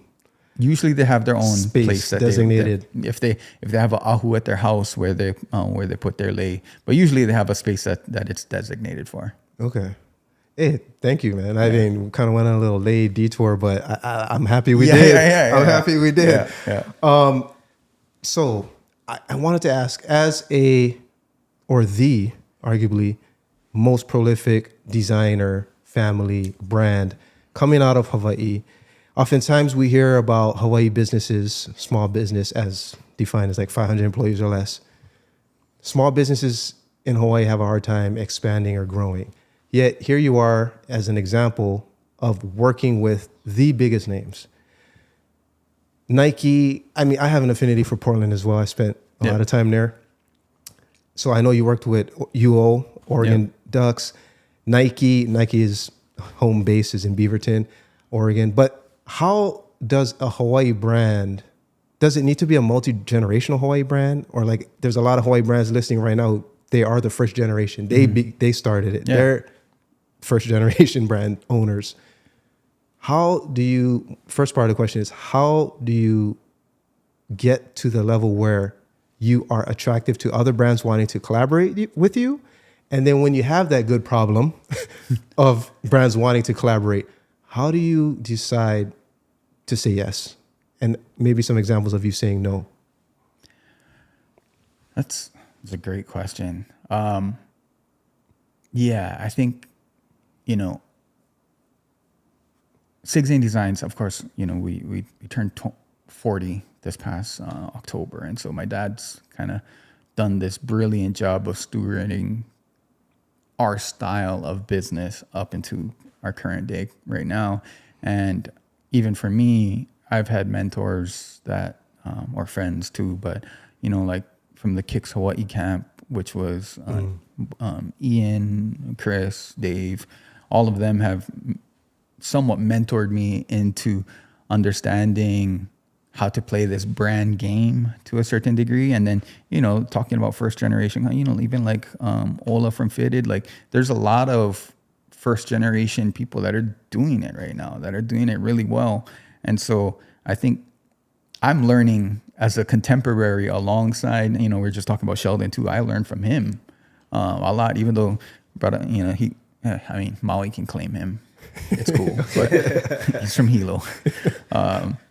And so I think for me, alongside the contemporaries, it's a weird position that we have a heritage brand that has been around for 40 years. But at the same time, I do feel like I'm somewhat contemporary alongside these other designers that are really doing their thing. I mean, even alongside some of the other brands today too, like Manaola and Kealopiku, like each of these different brands are my friends or like my contemporaries. So like I'm learning just as much from them, but at the same time trying to steward a heritage of a brand like Sig Zane Designs. to answer your second question of how do you choose who to collaborate and who not to collaborate with, I can't necessarily say there's a science to it, but I do think that meeting in person is a pretty good measure of that in the first place. And so I think, post-COVID, everybody wants to meet via Zoom, which is fine. Yeah. We can get like initial conversations out of the way with Zoom. But at the same time, there's something about meeting in person and feeling like the ano of somebody and deciding based off of that rather than just like the prestige of their brand that they have. Because it might be like one of the more famous brands out there. And if it just doesn't work, if the ano or the I don't even know how to translate ano. If the character or the attitude of the brand isn't correct, then maybe it's not the right place to collaborate with, I think kids would say aura. Aura. Yeah, exactly. Some of them have like big aura, I think with choosing those specific brands, for me, I look at the willingness to, one, learn, especially if it's from that cultural side of things. And then the second part of it is not only the learning part, but assigning a certain amount of resources or assets to educating their audience. Okay. So like, we're not just trying to collaborate because, the two auras are like big and, trying to do something like that. We want to do something where education, which is our core mission at 6 Designs, where the education can actually continue through the project as a platform, And so one, their willingness to learn, and then two, their willingness to assign assets or to assign resources, monetary resources or budget resources to pushing that narrative out there for their audience. Would you call that story-based marketing? I think 6 Designs definitely is a story-based marketing to the degree that like even in how we name our styles, like for some of our Aloha shirts or some of our women's styles, no matter if it's the name of a wind, and then you have the print that's on it that has its own story, and then you have like the actual artwork that's on it that has its own story. So there, in each piece that we have at 6 Designs, there's like 5 or 6 stories, sometimes related, sometimes not related. But there's at least 5 or 6 stories that are woven into that one product that you're interacting with. To me, like as a creative person, as a 40-year-old creative person, because that's different if you're in high school and whatever. Yeah. But for me, that has value, what you're saying, as far as a story, prioritizing story and education. But I have to think as a big business as well, is like, how do you balance education with aesthetic? Like you want it to look good, to sell, to market, whatever. There's marketing teams and people like, give me something dope to sell. They'll do it. But then you're like, but it's about the story. Like that has to be, is it a balance? Am I making something up here? Like no. Education and aesthetics. Yeah, I think earlier in my career, we were trying to align maybe with aesthetics that I seen or that I was inspired by. And I think now currently what we're trying to do is, what is the truthful aesthetic of the story that you're trying to portray? So rather than like, this dunk or this Jordan look cool, let's mimic this Aloha shirt to that type of thing. I would think instead of, like back in the day, like making a Jordan or a dunk that look cool and aligning the Aloha shirt or the design that we're working on with that, I think it's more really looking at the story, taking your intentions as a designer and really looking what is the truthful aesthetic of this story that we're trying to portray and letting that be put out there rather than always having to like try and copy what's out there already. Like do the research within the storyline that's there, and yourself as a creative interpreter of sorts creates this new aesthetic that's based on the story. And so I think that's where we're at currently right now. Like we're trying to create new formulas of aesthetics rather than just trying to align with formulas that coexist out there, That leads me to another, I don't know if it's a dichotomy or what, but I'm a Libra, by the way. Maybe that's why I think like this. That's why I think like this. when you say interpret, so you're interpreting, to me, I think the nuance behind that is you're not creating in a way. I mean, the action you take on an interpretation is a creation process, but you're interpreting traditions. So you're creating something in the future from the past. You're kind of the in-between. So if there is a line drawn, like, what's new?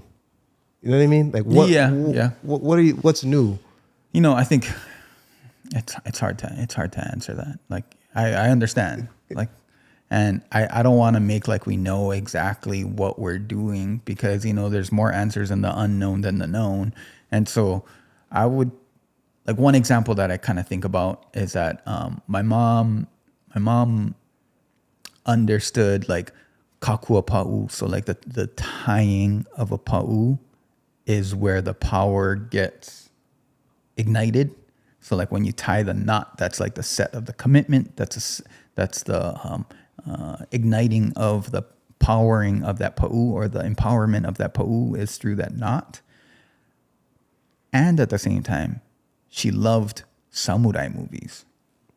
So when she would see, the kimono and it gets tied with an obi, she saw a parallel between the two. And it didn't cheapen the idea of kakua pa'u. It didn't cheapen the idea of this empowerment of a pa'u. And at the same time, she saw aesthetic parallels from her interests in, samurai. And so for her, she felt that was something that she wanted to embody within her recreation of hula a'ahu, or hula regalia. And so, it's like she had such a set understanding of culture within this chant of kakua pa'u, or the adorning of a'ahu, that she saw that alignment very easily. And she creates this, and now we have our Halauakikuhi signature a'ahu, And so, I don't know, it's kind of hard to answer that, but I just offer that as an example. I mean, we're not out here, it's not an exam. You know what I mean? Yeah. This is what we're doing, is just exploring these things. Yeah.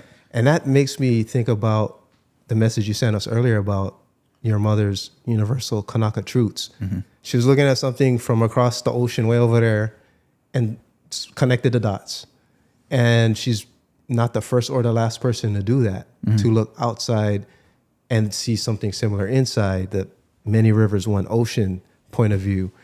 So in that universal Kanaka truth, the four that you shared with us, when I was listening to that, actually when I was reading the text, and then when I was listening to you and Taisei talk about it, I just kept thinking, like, my most, I don't know if I want to say like deep, but we are Japanese, half Japanese, born and raised in Hawaii. And I did spend 8 years living there and learning the language and a lot of cultural things just by living there.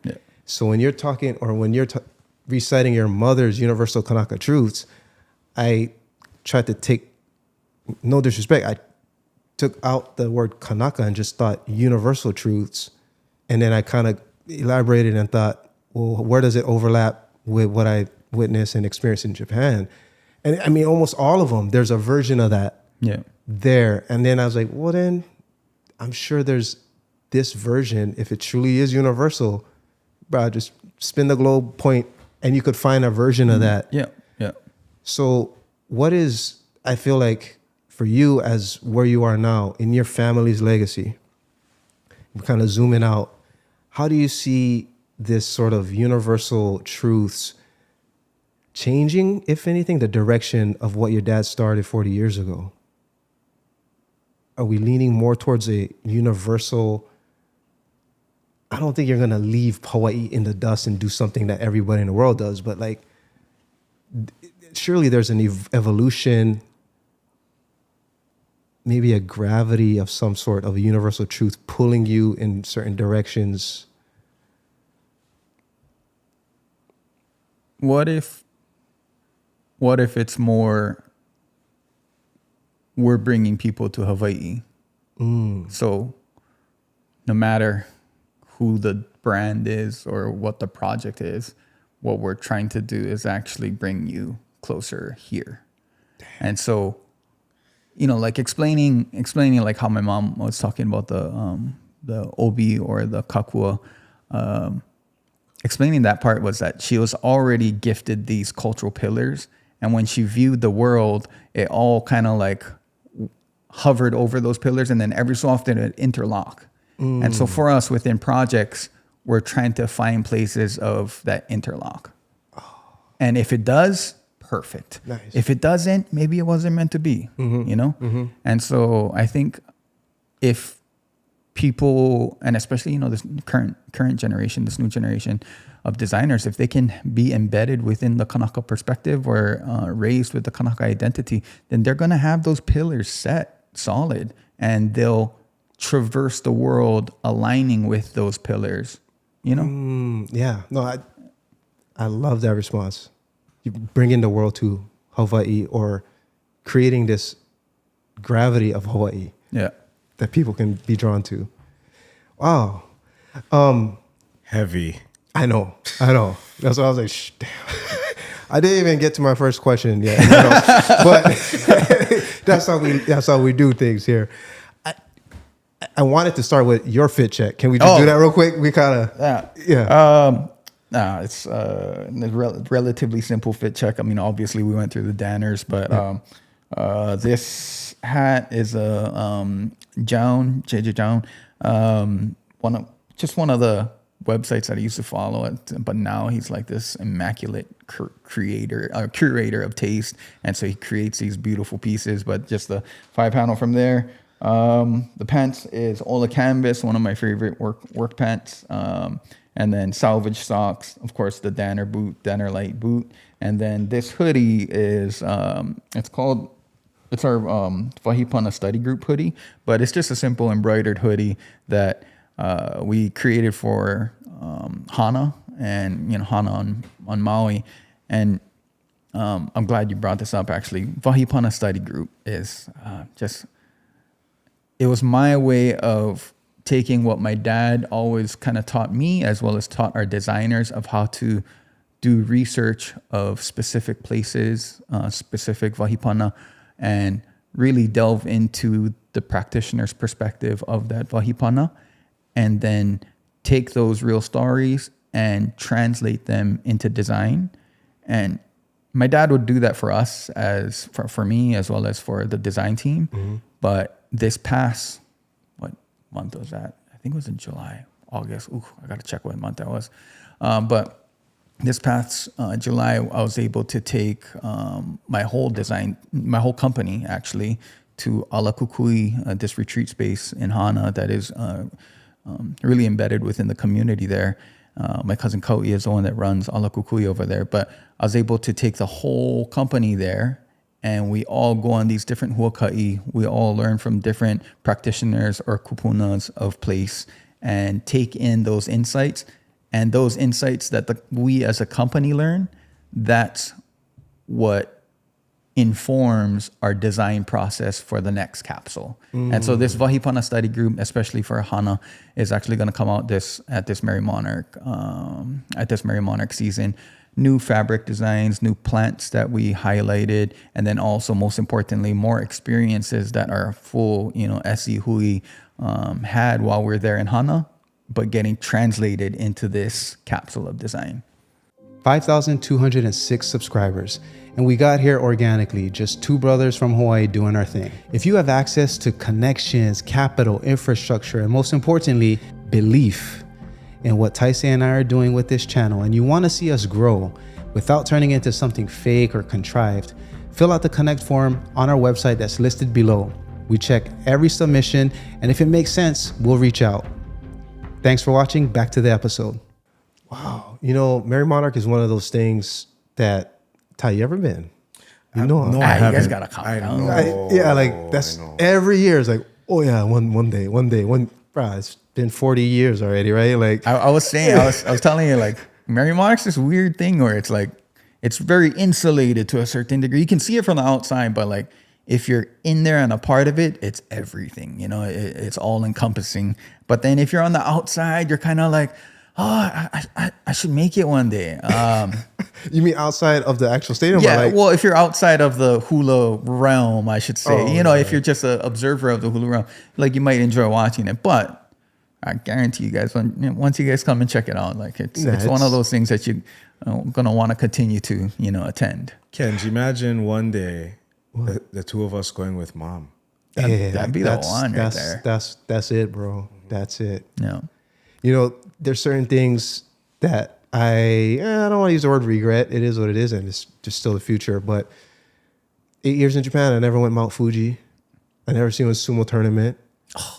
There's so many things where I'm like, bro, I had 8 years. But, bro, I went by like that. Yeah. It wasn't a lost 8 years or anything, but for us in Hawaii, that's one of the, would you argue that is the pinnacle of Hawaii culture today?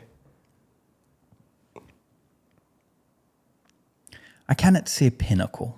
Sorry, that's a Western No. idea. It's just I don't want to say that it's the pinnacle, because even with like Hokulea celebrating their 50th, even with like He'eia closing their Lokoi'a, there's all of these other like very important and very impactful achievements in other facets of the culture too, alongside this, right? But I will say for hula, as a hula event, yes, it is the pinnacle of hula. It is the Olympics of hula. And my mom always felt that like having that as a stage where everybody can focus on one venue of sorts, not necessarily the Kanaka Stadium, but one venue of watching the heights of hula choreography, of oli, of mele, of even music, because Auana night is definitely one of the most beautiful collaborations between different musicians, some of the best musicians in Hawaii. So I think, yes, within the hula realm, it is the pinnacle of culture. And my mom always felt that since all of the kumu are looking at this one venue of hula, it has allowed choreography to advance so quickly, because in a competitive format, everybody's looking at the same thing and they're continually wanting to evolve, not only for their own halau, but they're watching the other halau too. Yeah. And so stylistically, you have these different halaus and these different kumus of where these styles came from, just like how you guys were saying about Auntie Mikey.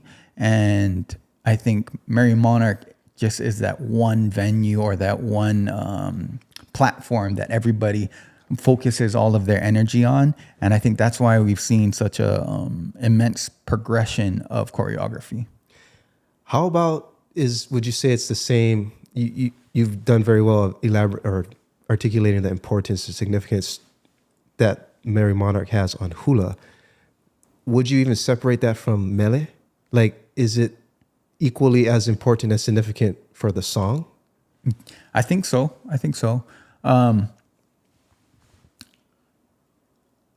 I think certain people will choose chants, or certain people will take on the challenge to choreograph to certain chants, and I appreciate those kumu that will take on the challenge rather than play it safe type of thing. And so I think in that manner, yes, I've seen people evolve the choreography to these different oli. I would say mele-wise, composition-wise, I might not be the best judge of it, but in the same way, we're seeing Olelo Hawaii flourish. I would think that we also see a parallel in compositions flourish in these mele. And so having, prolific composers, I mean, even like my cousin Kaumokaiwa, prolific composer. And so putting these mele together currently today, and then having the kumu create their own choreography, even to these Auana or these Kahiko, I think all of that plays into what makes Merrie Monarch what it is, and it's kind of funny because like I have both views. Like I'm right there, I'm sitting right below the stage, right behind the judges, and I'm there for it. I'm there for all of it, and I enjoy it, and I love the fact that I'm seeing younger and younger generations come to be a part of Merrie Monarch too. Because I don't know, I feel like when I was growing up, it was all kind of like older people, but maybe that's because I was young and now I'm old. But I think being able to see multiple generations enjoy this progression of culture is a beautiful thing. Oh man, Kuhao, can you, for our viewers, explain the difference between Auana and Kahiko? Basically, just Kahiko as a traditional with ipu or pahu, and then Auana as a modern composition, more with ukulele and modern music. Yeah. I don't know what the actual date,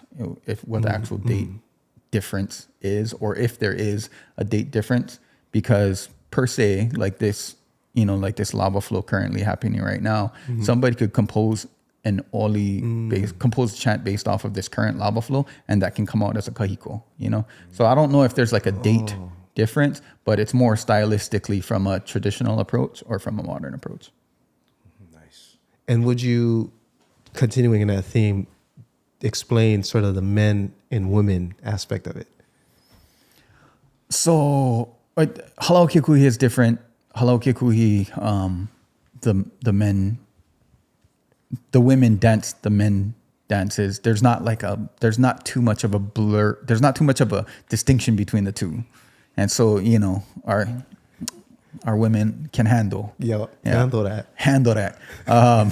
And so for our halau, it's a little bit different, but I do know that stylistically, for other halaus, that there are specifically men kahiko and then women kahiko type of thing. But yeah, in our halau, there's not really any too much distinction between the two. Right on. Yeah.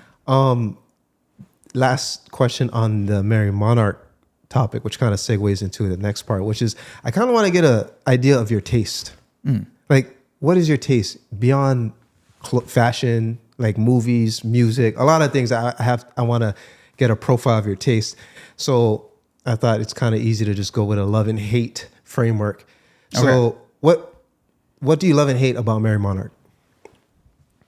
Ooh. And then we'll get into the other stuff. What do I love and hate about Merrie Monarch? I might be calling people out. No. Okay, so on the Wednesday night of Merrie Monarch, that's the opening Ho'ike night. And then after Ho'ike night, we have our Ola Hilo event, which started, I think this is our 10th year actually doing it. But we have this event that is composed of chefs doing a couple different dishes, and then we also have musicians that we put on a pretty good concert, and then also we usually have like a featured artist, and so it's all these aspects kind of woven together. But one of the reasons why we did Ola Hilo was we wanted to celebrate Hilo, and I think growing up in Hilo and going to Merrie Monarch as a little kid, it was always Hilo's opportunity. One, as like to be able to show the work that we've been, working on the past year, and then also to, participate in the more economic side of things. And so the opportunities were there. As compared to now, I feel like there's brands from all over, all coming to Hawaii, even from Japan or even from America, all to participate in literally a gold rush during that time. So that's something that I understand it has to be there, but at the same time, I have this love-hate relationship with it, Damn. The commerce side of things. Yeah. The only reason that Merrie Monarch, the Wednesday Ho'ike, was put on my map was, I want to say, like 6-ish years ago. Quick backstory, my brother and I inherited a brand, Swiss In Dressing, from our uncle, Swiss uncle. Rest in power to Uncle Martin. They had the Swiss Inn in New Valley for 18 years. Wow. And then my brother and I took our turns doing the dressing part of it. And in 2019, when I was at the helm, I was a part of cohort number 4 of Mana Up. Oh, yeah. Yeah. You know? I know Melly. Okay, you know Mana Up. Yeah. And shout out to Sheldon too. That's the first time I met him in person. He came and talked to us about his business. And in that, there was 2-3-ish brands, a lot of fashion brands. Yep. And from them, I heard about this gold rush that you speak of some Hawaii fashion brands can literally make their year, if not like 80-90% of their year in that one event. Yeah. And I just like, that is crazy to put so much on the line, or it can mean so much. But then to think that now they're competing more. Yeah. It's, I get it. It's amazing that kind of economic impact can happen. Yeah. But who is benefiting from it? I don't know if you saw that, but this guy just did 2 pools like pretty nicely. Oh, not even. Yeah, he just did it pretty nicely. Not a lot of people can do that.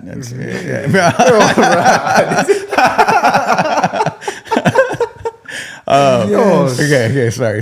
I get one Makani too, but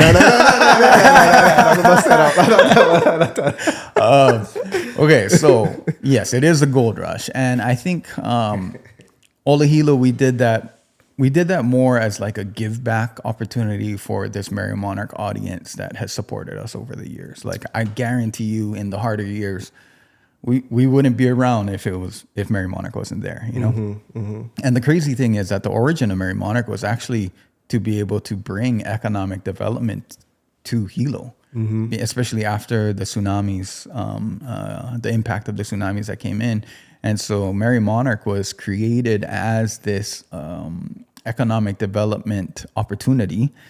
And now to see how crazy it is, right?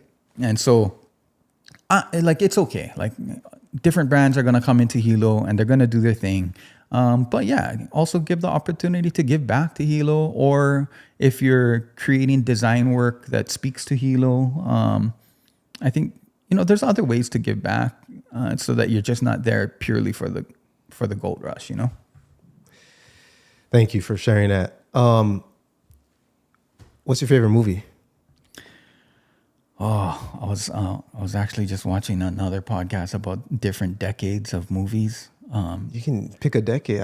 I'll match you decade for decade, bro. I love movies, so I was trying to figure out like the early 2000s to 2009 or the 1990s all the way to 1999. But I know this is kind of a cliche answer, but Matrix is still kind of like one of those that sits out there for me. That will forever be on my list too. Yeah. So shout out to Keanu, but Matrix is definitely out there for me. Are you a sci-fi guy? I am a sci-fi guy. I'm into sci-fi, and not only sci-fi for the technology aspect of it, but there might be some conspiracy theories here or there that have fueled some rabbit holes for me. Bro, what's your most recent rabbit hole? Well, I guess when we're talking about the Matrix, like, what is the simulation that we're in currently right now, And even the question of consciousness is one of them that constantly swirl around in my head. I'm like, free will. What is this? What is this consciousness? Like, where does it come from? How does it empower the body? If your brain is actually an antenna, then what are the signals that it's picking up on? Who's emitting those signals? Yeah, who's emitting those signals? And so these are all things that I kind of... What about time travel then? Time travel is always one that I'm trying to wrap my head around. And I know that, like, the multiverse type of, I don't want to delve into it too crazy. So time travel is definitely one of them, but I think,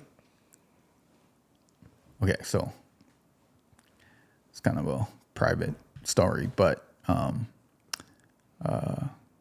was there when my mom, hello, or when she passed, and my son wasn't there at the time, but he came shortly thereafter, and he asked like, "Oh, cuckoo," like asking, and I was like, "Yeah, cuckoo," and he looks at me and he's like, "Cuckoo go up?" And I stopped for a little. I was like shocked. And, even for a brief moment, I was like, Mom, right there. And so that just makes me think about that concept of consciousness and your bodies as like a vehicle, as an antenna. And if, as much as you do na Aumākua to bring your ancestors alongside with you, then that means that you as an antenna are able to channel your ancestors to walk alongside you, There is a bridge between past and present, perhaps future. Maybe it's a loop. One of my favorite sci-fi movies is Arrival, which introduces an idea that it breaks the common understanding of time and communication, actually. So in that same sense, if we go in the universal Kanaka theory or truths, right, this idea of death being not necessarily an end, but a transition, I think we'll find that across the world as well. And perhaps, your 3-year-old son? Yeah. To me, there's something interesting with that in and out point of our reality or simulation, however you look at it. We call it birth and death. But like the light spectrum, there's other things that we just don't see on either end. And so, I'm curious about that too. And I love movies that explore this. Yeah. And I love movies that I end with more questions. Yeah. Or perspectives. Piques the curiosity. Yeah. Yeah. Which I think will, for creative people who express their creativity, like we need that. That's our fuel. Yeah. No, totally. I was so, especially as a culture, Hawaiian culture, that a lot of, Western scientists have come and studied us back in the day, or, a lot of the people that have come here have taken a lot of our, of our treasured items, if it's a ahula or if it's kukailimoku. I always think about this as like, and I guess I think about this more as my mom has just passed, but like, what are the meanings of these treasured items? And if these treasured items were able to embed some of the consciousness or some of the gained knowledge over a person's lifetime into this physical piece, and then as this physical piece, if you have it in your holding, in your ohana's holding, as compared to in a museum, how much more empowering is that piece to us as a lahui?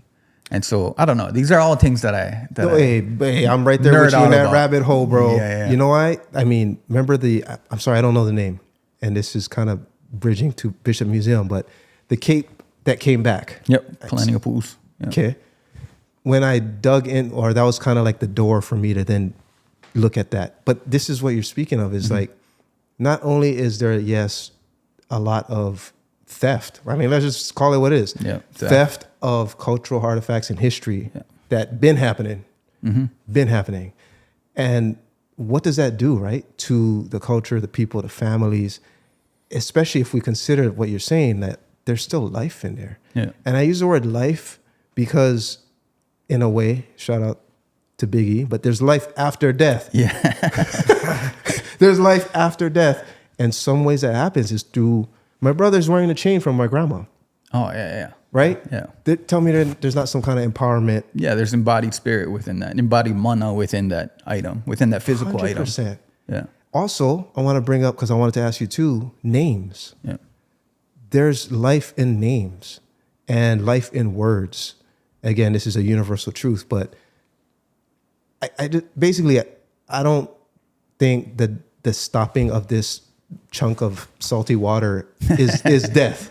Yeah. But what's your view on death as far as where you are in your cultural practitioner journey, as well as, I know it's a sensitive time in your family, but do you consider it an end? How do you look at death? Well, it's funny that you talked about Biggie, because I was actually just looking at this, I think Jay-Z did a new interview or something, or a new photo shoot or something, but he had that that African mask, and I believe it was from the Congo or something like that. But in the same way, it's like, oh, what kind of, as a treasured item or a treasured piece, what kind of embodied mana was instilled in that piece, you know, in the same way. Okay, so for me, I think with death, I do feel like I'm still too young to think about it just yet. But I would say my mom definitely made me aware of, during this lifetime, what are your contributions to your ohana? What is your contributions to the lahui?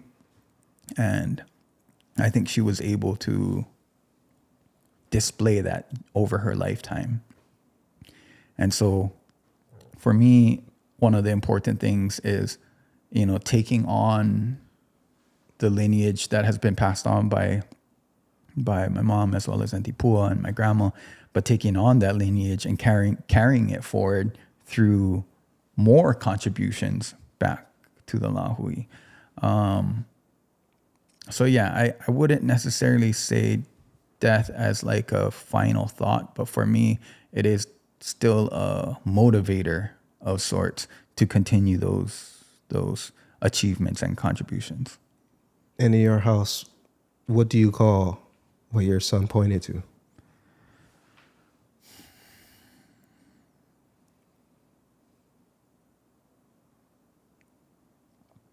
So there is a year after somebody passes away, and I've only recently learned this, or kind of took this understanding, is a year after somebody passes away, they have their vaimaka, which is another mourning protocol or process, but also understanding that the vaimaka is also for that individual that passed away a year ago. They transition into the Aumākua stage. And I only recently kind of put two and two together, because, you know, growing up in the family, Aumākua is one of the first things that you learn. But I guess when I saw my son point up at that, like he recognized that now, or in a short time, my mom will be somebody that he'll be able to call upon, you know? And so maybe I don't have a name for that specific thing, but I think knowing that she is one of them that is going to walk alongside my son is a very comforting feeling. I love the idea of ancestors. 90s movie, shout out Lion King, are in the stars. Yeah. Right? I mean, pull yourself up to the stars. And are not overbearing and watching us. But I think that echoes again the hierarchy theme that your mom talks about. And when you and Tyson were talking about it, I thought hierarchy is not necessarily a power structure, you know, like boss, employee, or there's no, the emphasis isn't necessarily on power, who tells what. Yeah. It's more just a natural order of things. I like that natural order. Right? And we can just acknowledge it, and then we can operate in it. Yeah. If I'm a land animal and you're a water animal, like, it was just, we're just different. Yeah. It's like levels of enlightenment. Yeah. Like this whole idea of levels in religion, especially, you know, the way many cultures look at death and life. We see these examples of hierarchies. Even when you brought up the 12 Chinese zodiac. Yeah. And that, I know that graph you're talking about, right? Yeah. Whoever's directly across from you. You know what I mean? Like, it's almost like the color wheel. Yeah. With complementary, secondary, like, there's almost this order. Let's go back to Matrix real quick. A design. No. You're a designer. Yeah. You get it, right? Who would be your dream collab to design with?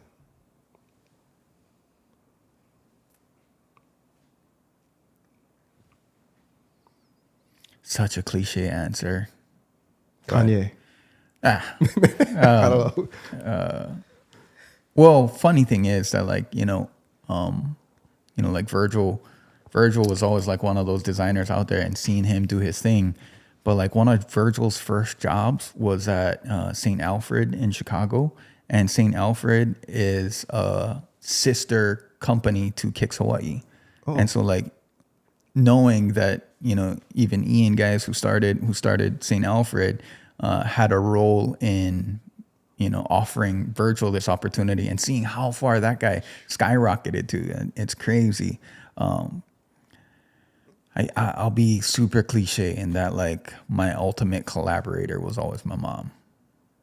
Ooh. Wait, is that cliche? I don't know. I don't feel like it's cliche. Nah. Nobody was expecting that answer. I thought it was going to be Virgil. Like, okay. Don't get me wrong. Like, I still haven't designed a full champagne bottle. You know, we've designed one airplane, but I'd love to design another. There's all these, like, you know, opportunities out there. But I think the constant that I've observed in, you know, these past 25 something years of designing is more the learnings through every project that I've worked on or collaborated on with my mom. What about the Aloha Stadium? That's funny that you bring that up. I heard things are moving on that.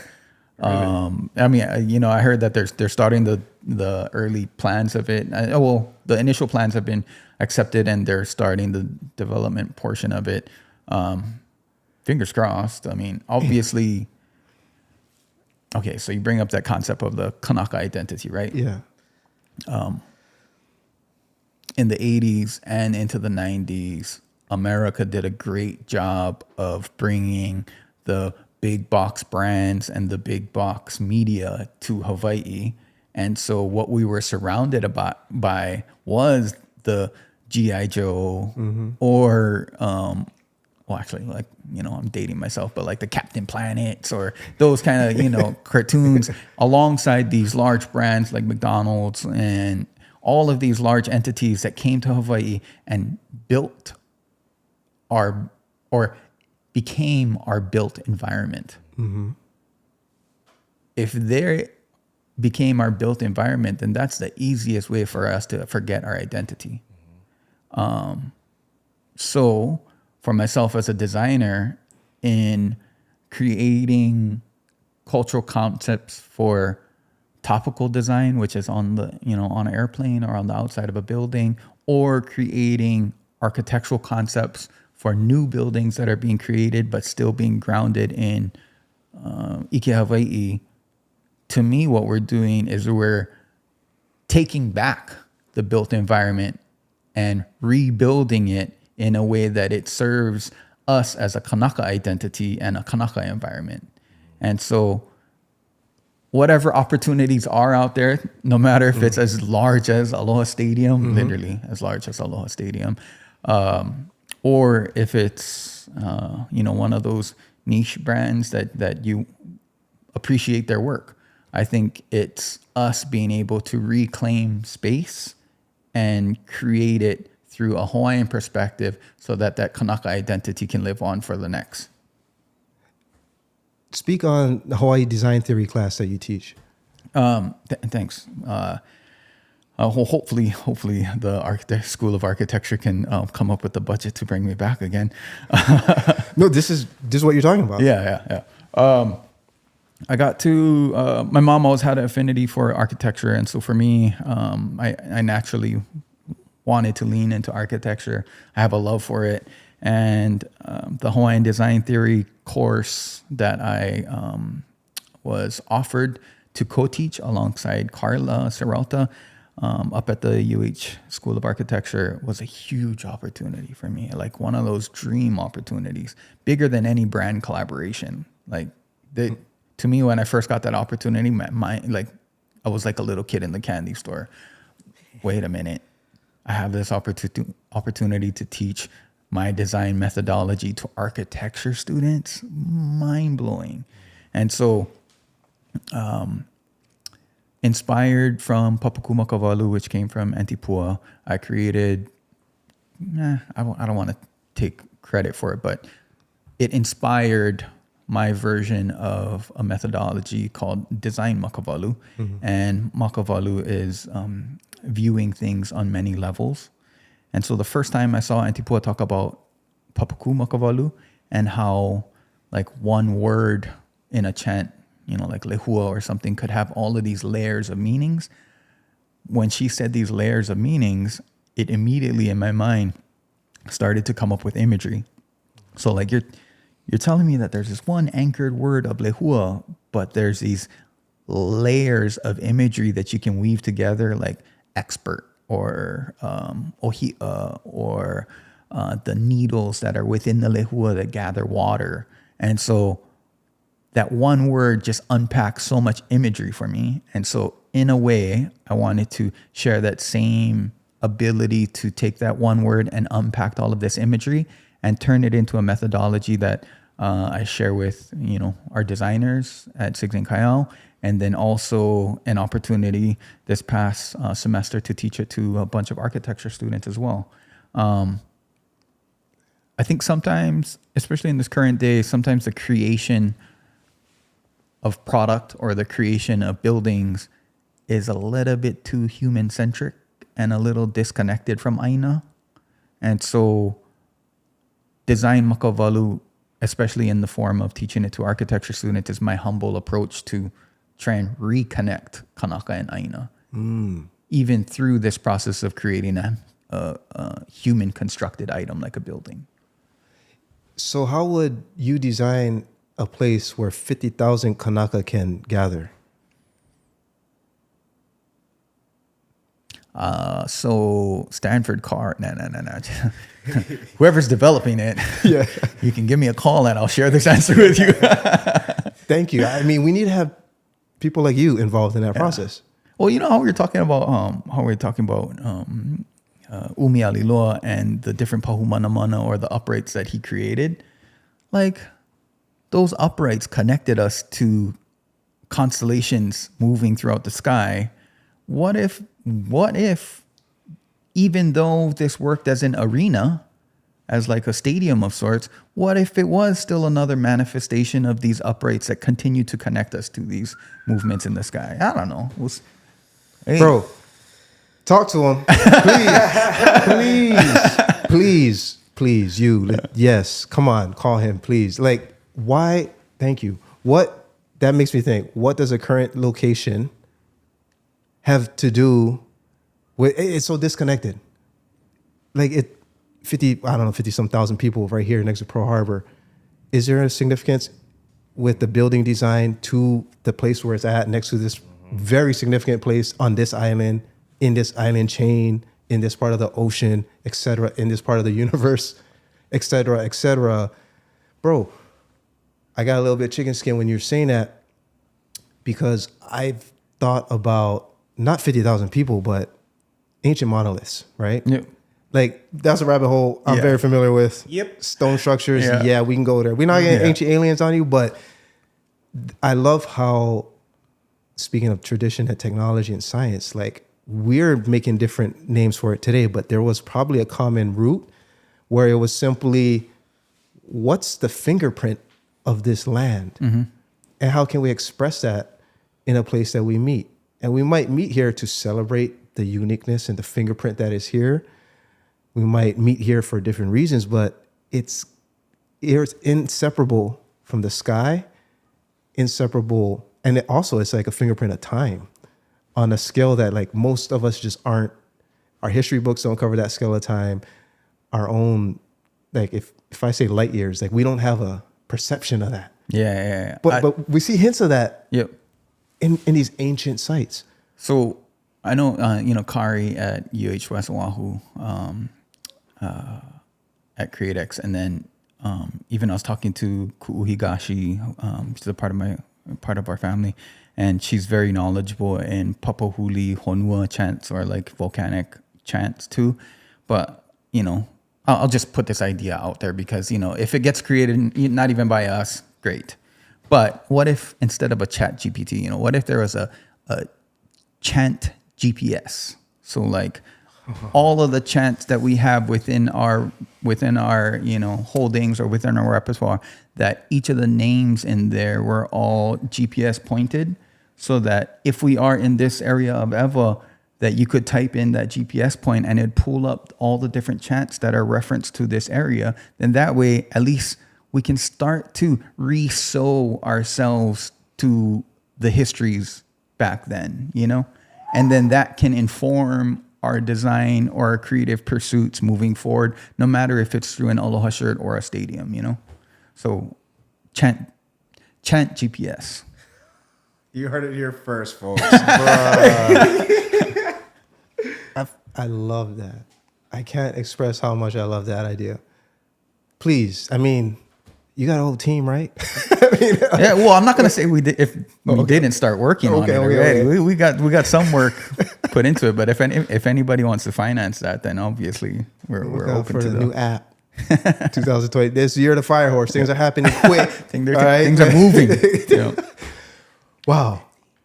Okay, so we could go on, and I love this, we've been this part rolling. of the rabbit hole. Yeah. Let's land a plane.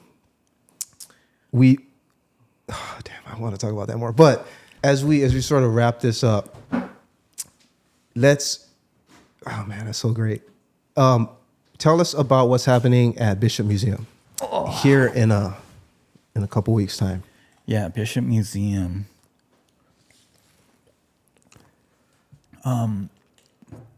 There are some great people that work over at Bishop Museum that we've been able to kind of talk story with and work with over the years, and even the return of the Ahula. What was that? I don't even know, 5 years ago or something like that. But for me, I strongly believe that the intentionality as well as the craftsmanship of my dad's artwork lives well beyond textiles or lives well beyond an Aloha shirt. And that's something I believed when I came back from design school.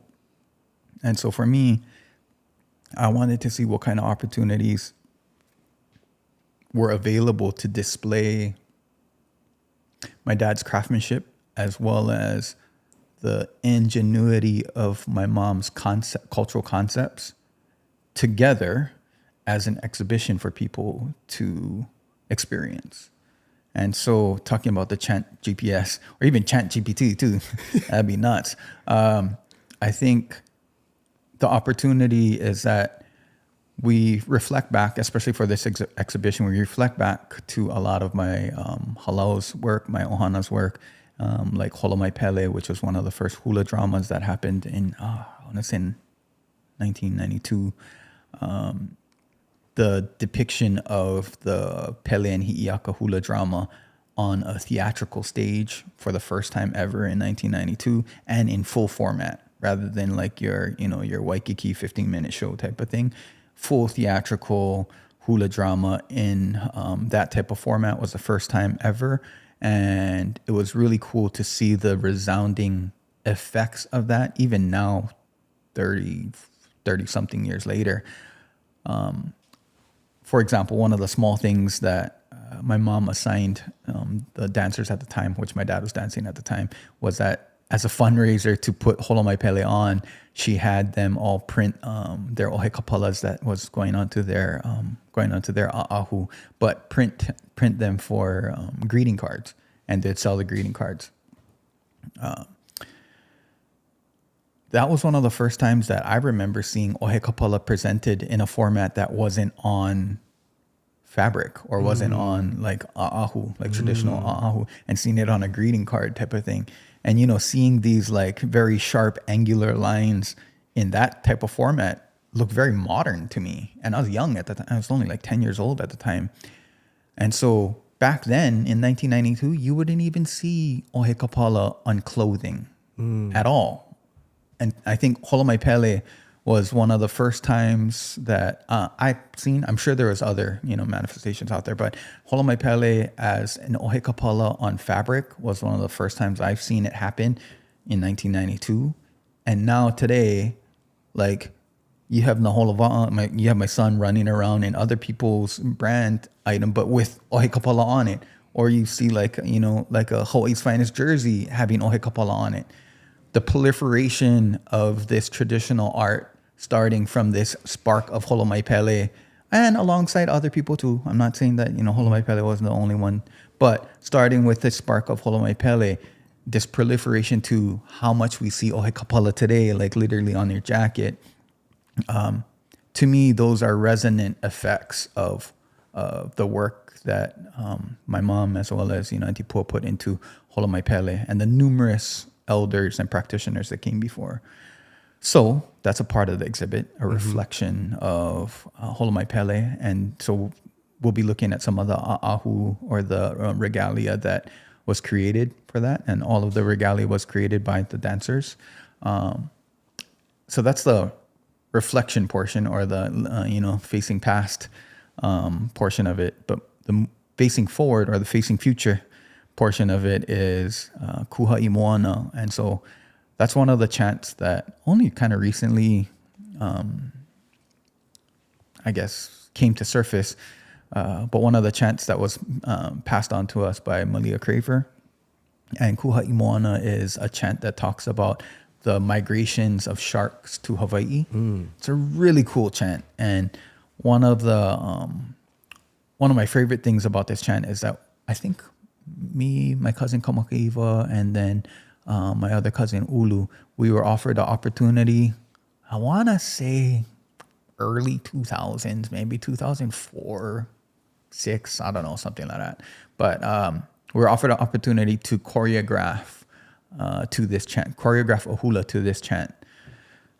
Now, mind you, that was a long time ago, and me and my cousins was in tip-top shape back then. So it's one of the more rigorous choreographies that we have out there. But it was one of the opportunities one of the first times that we got to implement our own creativity into one of these, chants that have been passed on to us.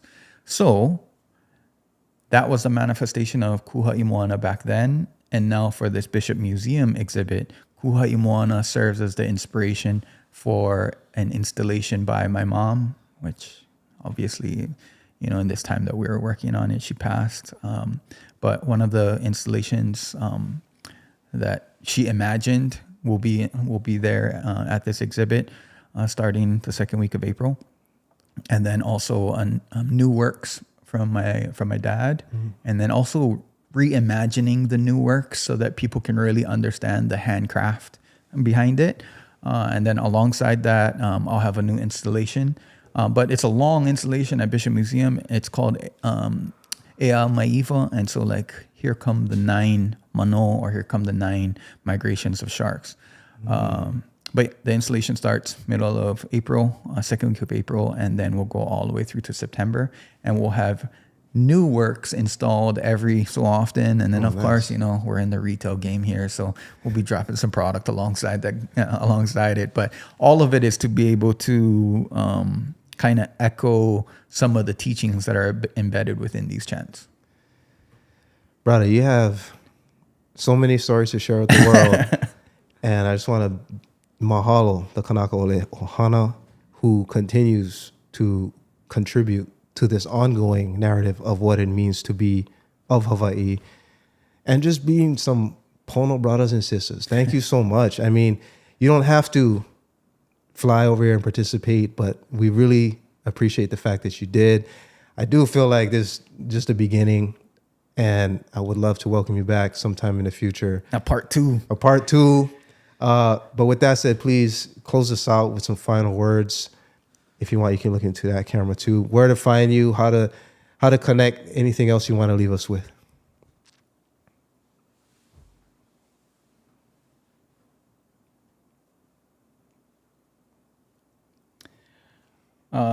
Well, mahalo nui for the opportunity. I appreciate any chance to be able to talk story and chop it up with the brothers.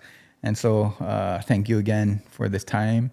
And I think for me, Kuha'o, Nalani, I have nothing more but to mahalo the lineage that came before me. And so to quote my mom, one of the most important things to do as an olapa, as a dancer, is to be able to inspire the next generation. Mahalo nui. Thank you so much for watching this interview. If anything in this video made you feel something, please share this video with someone you think would feel the same way. This channel is a product of two brothers born and raised in Hawaii, using our skills, our story, and our growing network to unleash our creativity. For us, being creative isn't optional. It's a duty. We've got some incredible interviews and creative projects coming up, so be sure to subscribe so you don't miss what's coming next. Thank you so much for your support. It means the world to us. Hope to see you in the next one.